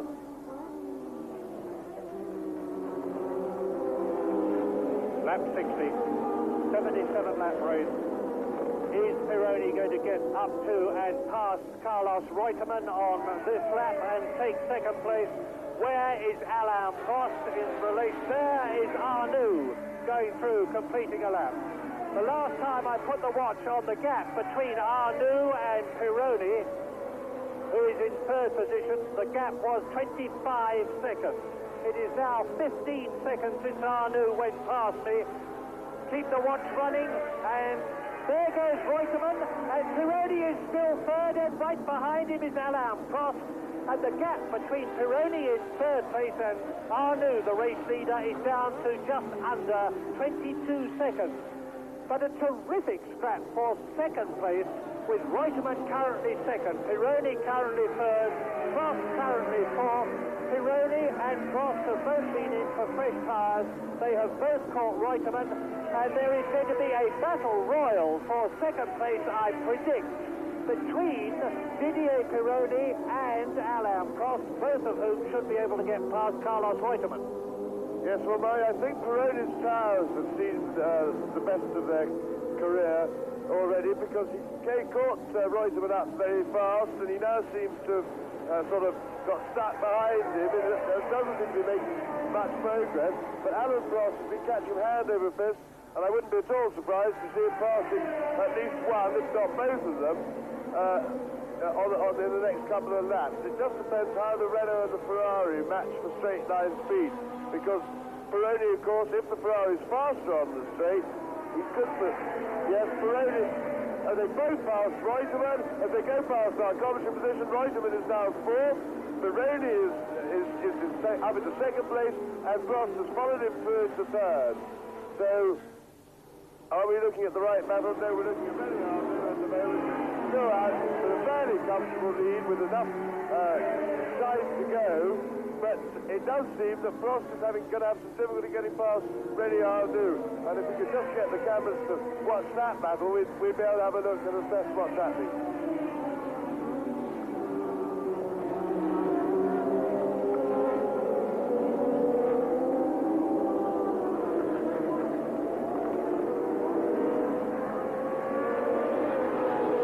To see where he is to maintain station.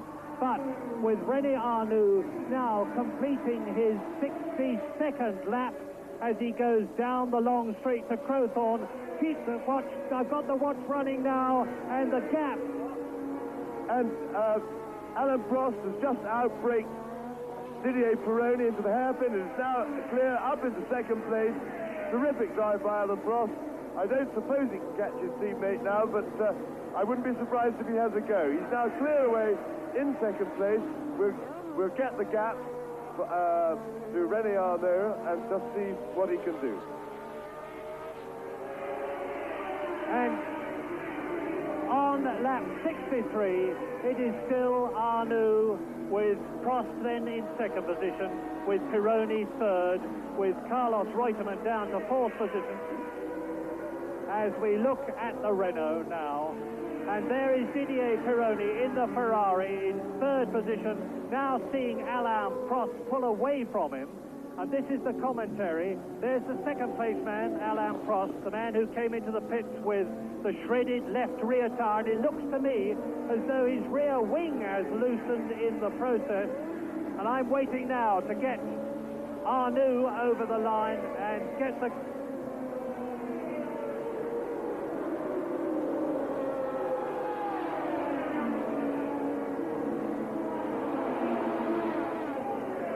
You are looking at Alain Prost with something flapping on the fairing on the back rear of the car. You can see a bit of the actual streamlining has broken loose and will be affecting the handling of the car. Yes, Murray, that was done when the tire burst. It was flapping, the shredded tire, and it damaged the bodywork a bit. And I think that's been like that ever since. So hopefully it hasn't, well, it doesn't appear to have hurt his progress so far. So Arnoux is still leading at lap 64. It's a 77-lap race. There isn't all that far to go. The interest is now not who is going to finish in third position, because that is clearly going to be Didier Pironi, but how the Renaults are going to share out the first and second places now. René Arnoux has just completed his 64th lap. Alain Prost, his teammate, with that shredded fiberglass bodywork, is in second position, and the gap is 11.4 seconds between the race leader and now Didier Pironi in third position is about 3 seconds behind Prost, and then it's Reutemann in fourth position and going extremely well. Well, by my calculations, although I have to confirm this in a couple of laps, Prost can catch and beat René Arnoux, and there's a strong possibility that despite not only having to stop to change tires, but having to limp round half a lap on a puncture, that he can now win this race. And his progress is absolutely meteoric. We'll have to see exactly how much per lap he's catching René Arnoux to work it out right. The big gaggle of cars there. I think it's mostly back markers. A real mess, but they seem to have sorted themselves out without any contact.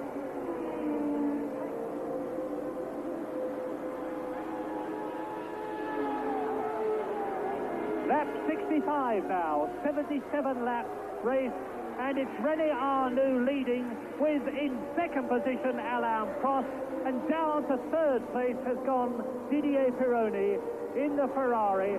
But the interesting fact is that Alain Prost has damaged the bodywork of his Renault, notwithstanding which he seems to be gaining on René Arnoux, and the order is Arnoux leading Prost. In third position is Pironi. In fourth position is Reutemann in the Williams. In fifth position is Rosberg in the Williams. In sixth position is John Watson in the Marlboro. In seventh position is ex-world champion Niki Lauda. And in eighth position it's Elio De Angelis in the JPF. Siegerliste. Hinter Jackie Stewart mit 27, Jim Clark mit 25 und Juan Manuel Fangio mit 24 an der vierten Stelle.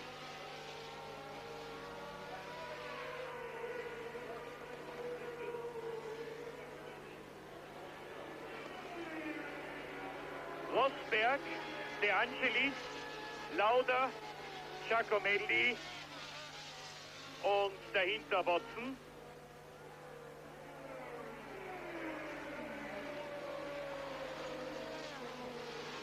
Rosberg ist Fünfter, Lauda Sechster, der dazwischen liegende Elio De Angelis eine Runde zurück an der, ich glaube, 9. Stelle. Das ist Rosberg.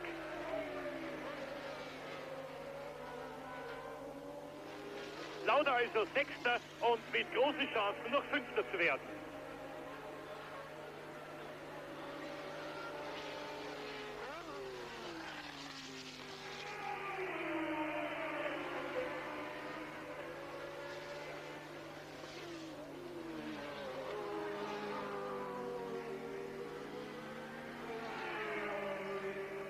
Wieder zurück zu René Arnoux und Michele Alboreto.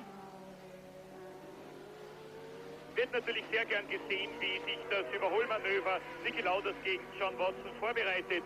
Wie es Lauder gelungen ist, immer näher an Keke Rosberg heranzukommen.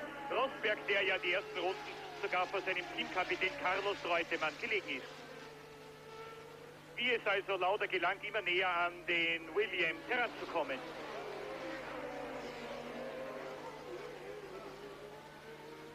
Lauder ist an Rosberg bereits vorbei. Das heißt, Lauder ist Fünfter.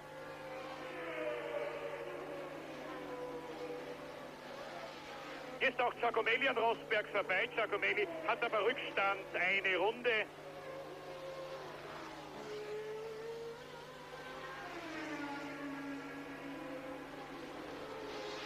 Niki Lauda an Elio De Angelis vorbei.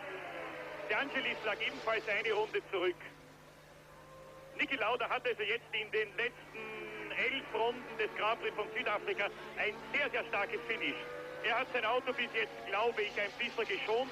Er hat abgewartet, was sich an der Spitze entwickelt. Er hat gar nicht versucht, das Höllentempo der 6 Turbowagen.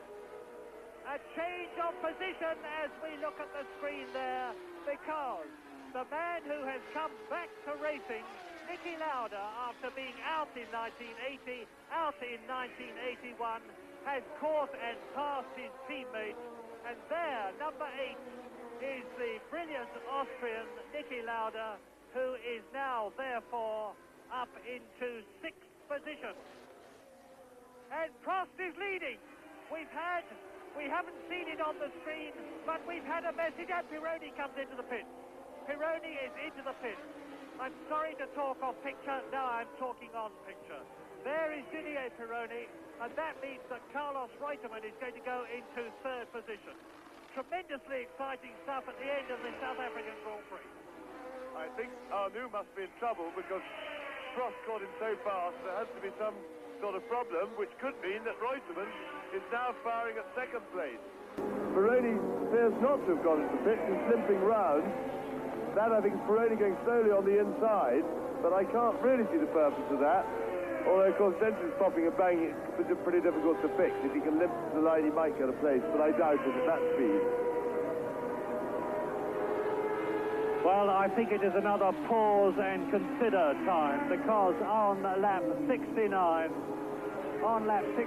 as we look at Niki Lauda in the red and white Marlborough, and Elio De Angelis, number 11, who is in the John Player Special, and it is still Alain Prost in the lead from René Arnoux, with in 3rd position Reutemann, and Pironi obviously in trouble, and that means to say that up into 4th place will come Niki Lauda.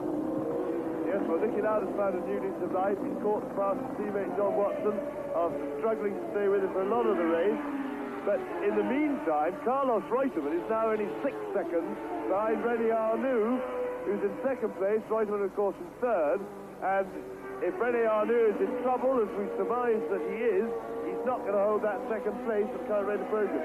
Didier Pironi has just limped past our commentary position into the pit, so he looks to be out of the running after a fighting drive back to the field when he stopped to change his tyres. But the interest must now turn on 2nd place. Well, Pironi from 3rd position, as you can see for yourselves, in the pits, and that means to say that his chance of finishing in the points has been lost, because we are now on lap 71, and it is Alain Prost leading in the Renault, having brilliantly regained that 1st position. And there he is, identifiable quite apart from anything else by that flapping bodywork by the near side rear wheel. René Arnoux still in 2nd place, but now up into 3rd position on lap 71. Out of 77 comes Carlos Reutemann. In 4th place, Niki Lauda, a superb comeback after 2 years out of racing. He has clearly lost none of his stamina. There is Prost passing number 17, Jochen Mass, who, like Niki Lauda, is making a comeback to racing after having been out of it during 1981. and Jochen Maas behind number 15, the leader, is driving one of the two March cars. Alain Prost then must surely have his fourth Grand Prix win in only his third year of racing firmly in his grasp. He has gone through the field, he has caught and passed René Arnoux. The gap is extending. In fact, it is now 7 seconds. There goes Arnoux through. It is 10 seconds between now. The gap between Arnoux, who is second, and Reutemann, who is third, is only 3.5 seconds. 13 seconds cover the first three. We are looking at the race leader.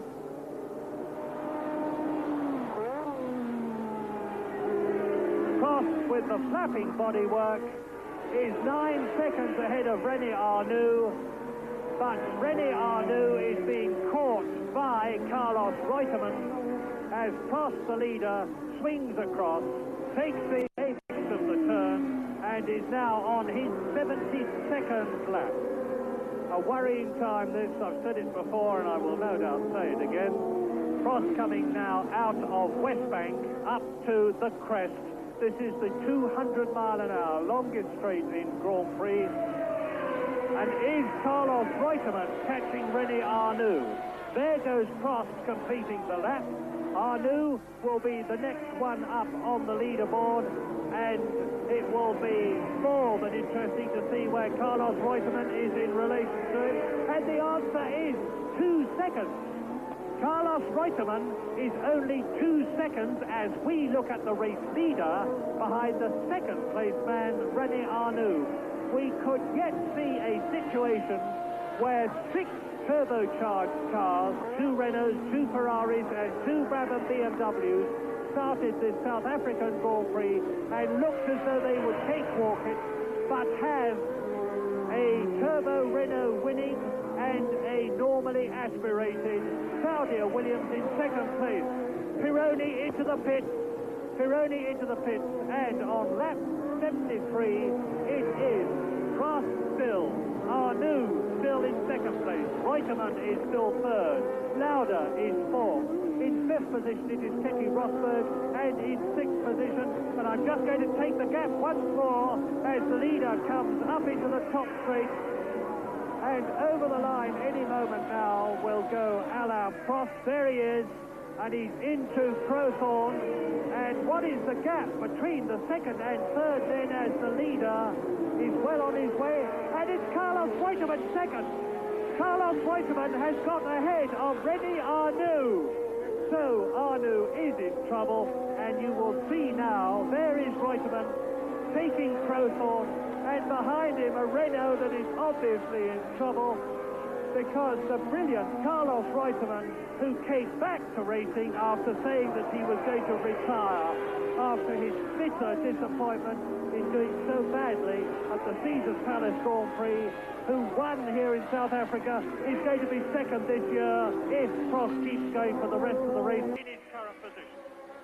Well, a word I think I must have about Niki Lauda's race, because he stuck with it. He hasn't driven the racing car for nearly 2.5 years in anger, and it's very hard work to come out in this heat. It's very hot here in Johannesburg today, and he stayed with it. He struggled in the first half of the race. He caught his teammate John Watson eventually, and Keke Rosberg in the what last year's all-conquering Williams, probably the best chassis, and he's up into fourth place. I don't think he'll catch René Arnoux, who's running third, unless Arnoux's trouble deepens a bit, whatever it may be, because he's quite a long way behind. But an outstanding fighting drive when physical exhaustion must have been a major factor for Niki.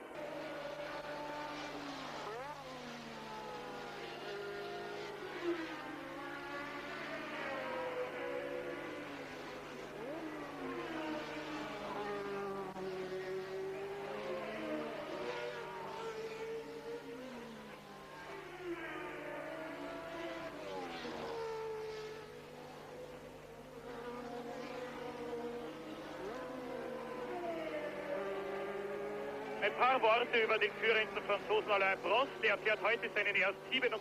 Grand Prix. 3 Siege bis jetzt, und zwar alle im vorigen Jahr. Dijon, Zandvoort und Monza.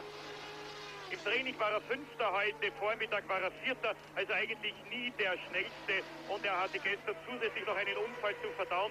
Reifenplatzer gegen die Mauer und der Wagen wurde repariert. Allerdings der Turbo dürfte etwas abbekommen haben. Vielleicht hat er ein bisschen Dreck hineinbekommen. Auf alle Fälle hat Prost gestern im Abschlusstraining über einen deutlichen Leistungsverlust geklagt. Und das war auch der Grund, warum er nur, unter Anführungszeichen, den 5. Startplatz belegt hat. Prost war ja der Mann, der vor einem Jahr von McLaren zu Renault übergetreten ist. Und dieser Übertritt hat eigentlich diese Affäre mit der... Didn't think as many would disappear as have. With both the Ferraris out, both the Brabham BMWs of world champion Piquet and Riccardo Patrese, his new teammate, Gilles Villeneuve out early, Pironi out now, and we look at the race leader on his last lap but one. Yes, well, I suppose we have to thank the turbos for having the dramas that they did, because by about a third of the way through the race, it looks as if we've got a very, very boring procession on our hands. And what with the puncture to Alan Prost and his subsequently stirring drive back to the field after losing a lot of time because he had a limp round at half a lap. Arnoux slowing down, Pironi's fight back through the field, followed by his unfortunate demise with what sounded like engine trouble. He was popping and banging. But in the end, we got a very exciting race. And it's settled down now. It's a little bit processional. Unless there's any major mechanical drama here. Arnoux is too far ahead of Lauda, who's in 4th place, to be caught, unless his trouble deepens, as I suggested earlier. But and Prost is comfortably ahead, and Reutemann has driven a typically immaculate race, no problems, no fireworks, good and steady into an excellent 2nd place. And Alain Prost comes out of Ford corner up to the S's. He is now on his last lap. That 4th Grand Prix win is almost in his grasp as he comes out of West Bank. He really could coast home now and win, but he's coasting not at all. Alain Prost approaches the finishing line on his last lap at some 200 miles an hour and completes it to win the South African Grand Prix, the 2nd Renault victory in 3 years, and last year they weren't here. And now we wait for Carlos Reutemann, and there he goes. Carlos Reutemann has finished 2nd. René Arnoux will be 3rd, so it will be 1st and 3rd for the 2 Renaults. And a famous victory for the French team. There goes René Arnoux over the line. And not so far behind him in 4th position, Niki Lauda. Niki Lauda on his comeback drive had finished in 4th position. A terrific effort, because being out of Grand Prix racing for 2 years and having to adapt to these cars takes a lot of doing. Keke Rosberg takes 5th position, and John Watson is 6th, and that is the completion of the points orders. We've seen some superb racing. Let us fervently hope that this is the end of the politics of the trouble that we've had with the drivers, although there is a big meeting to come next week, and that the remaining 15 Grand Prix of the 1982 World Championship are going to be as good as the first, this one at South Africa, Kyalami. War ein hervorragender Fußballer, der knapp vor dem Transfer zu Saint-Étienne stand, dieser großen Mannschaft des Fußball-Europacups. Alain Prost war Europameister der Go-Kart-Fahrer und hat dann einen Durchmarsch gemacht von der Formel 3 in die Formel 1. Vielleicht das größte Talent, das es im Augenblick in der Formel 1 gibt, und sicherlich der große Favorit auf den Gewinn der Weltmeisterschaft 1982. Heuer vielleicht das erste Jahr, in dem es mit einem Ford Cosworth-Motor nicht mehr möglich ist, die Weltmeisterschaft zu gewinnen, auch wenn Carlos Reutemann als Zweiter und Niki Lauda als Vierter heute großartige Rennen gefahren sind.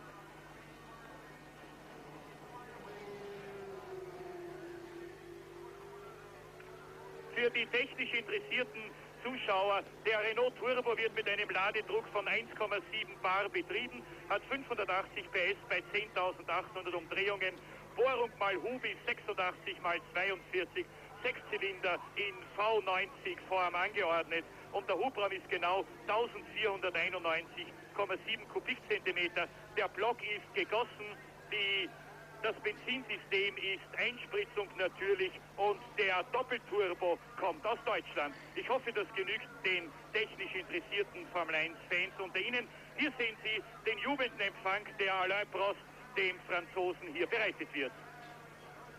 Der Franzose hat also nahtlos dort angeknüpft, wo er eigentlich 1981 aufgehört hat. In 7 Grand Prix-Rennen hintereinander in Führung und Führungskilometer mehr als alle anderen, im Gesamten 1083,4 Kilometer. Ein sehr schönes Comeback von Carlos Reutemann.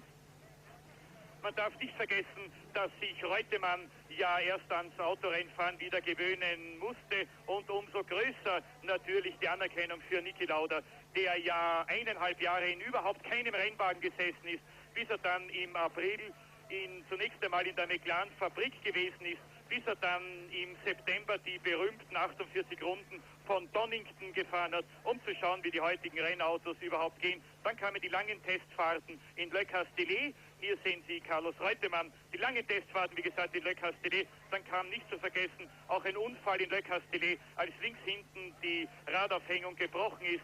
Niki Lauda hat diesen Unfall mit 280 Kilometer pro Stunde weggesteckt und der hat gesagt, letztlich beweist dieser Unfall, dass ich mir das richtige Auto ausgesucht habe, nämlich den McLaren MP4, der mit Kohlefaser und Glasfiber in einer Art Sandwich-Bauweise gefertigt wurde.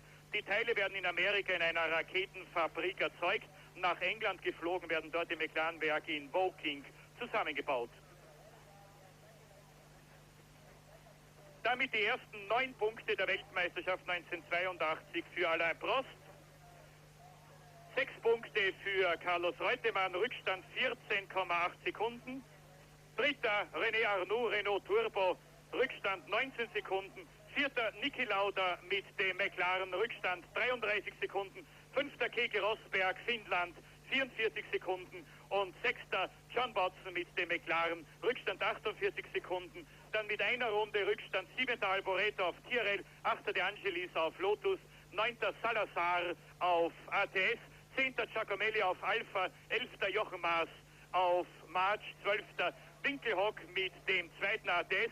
Ein sehr gutes Formel 1 Einstandsrennen für den jungen Schwaben aus der Nähe von Stuttgart. 13. Andrea De Cesaris. Und das ist ungefähr also das Bild des heutigen Grand Prix von Südafrika gewesen. Es ist für Sie zu Hause, glaube ich, auch ein bisschen turbulent hergegangen. Die vielen spannenden Überholmanöver, die vielen Aufholjagden, die diesen Grand Prix spannend hätten machen können. Naja, vielleicht wird es beim nächsten Mal besser klappen. Es geht weiter Anfang April mit dem, Anfang März mit dem großen Preis von Argentinien. Rio wird dann gefahren, dann Long Beach und Ende April kommt der Formel 1-Zirkus dann nach Europa und zwar nach Imola. Noch einmal also, Alain Prost mit dem Renault Turbo gewinnt nach 76 Runden. Eine Runde zu früh wurde abgebunken mit 1:30:55,71. Zweiter Carlos Reutemann, Argentinien auf Williamsford, Rückstand 15,306. Dritter René Arnoux, Frankreich, Renault Turbo, 22,6 Sekunden. Vierter Niki Lauda, Österreich, McLaren Ford, Rückstand 32 Sekunden. Fünfter Keke Rosberg, Finnland, mit dem zweiten Williams, ein sehr guter Einstand für dieses Team mit 45 Sekunden Rückstand. Sechster John Watson, McLaren, der Teamkollege von Niki, 49 Sekunden zurück und damit je einer Runde Rückstand. 7. Alboreto, 8. De Angelis, 2 Runden zurück, Salazar, 3 Runden zurück, Giacomelli, Maas, Winkelhock, 4 Runden zurück, De Cesaris und Daly und 15. mit einem Rückstand von 5 Runden der Brasilianer Bösel. Das ist einer der beiden ausgeschiedenen Brabham BMW Turbos und das ist der siegreiche Renault Turbo von Alain Prost.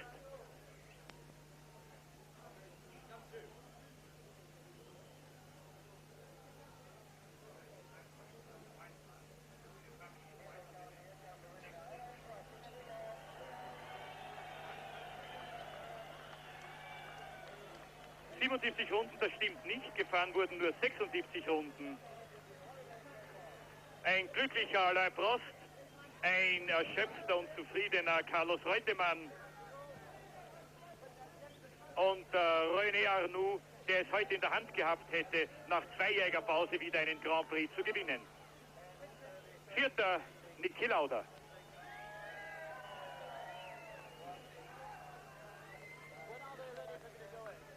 Und was das bedeutet gegen die Fahrer, die natürlich die 2,25 Jahre nicht nur pausenlos im Trainings- und Renneinsatz gestanden sind, sondern die natürlich mit der Technik bestens vertraut waren, die alles gewusst haben, Dinge, die sich Niki Lauda erst beim Testen und beim Training hier erarbeiten musste, das glaube ich, können Sie zu Hause selber beurteilen. Links Carlos Reutemann, in der Mitte Alain Prost, rechts René Arnoux.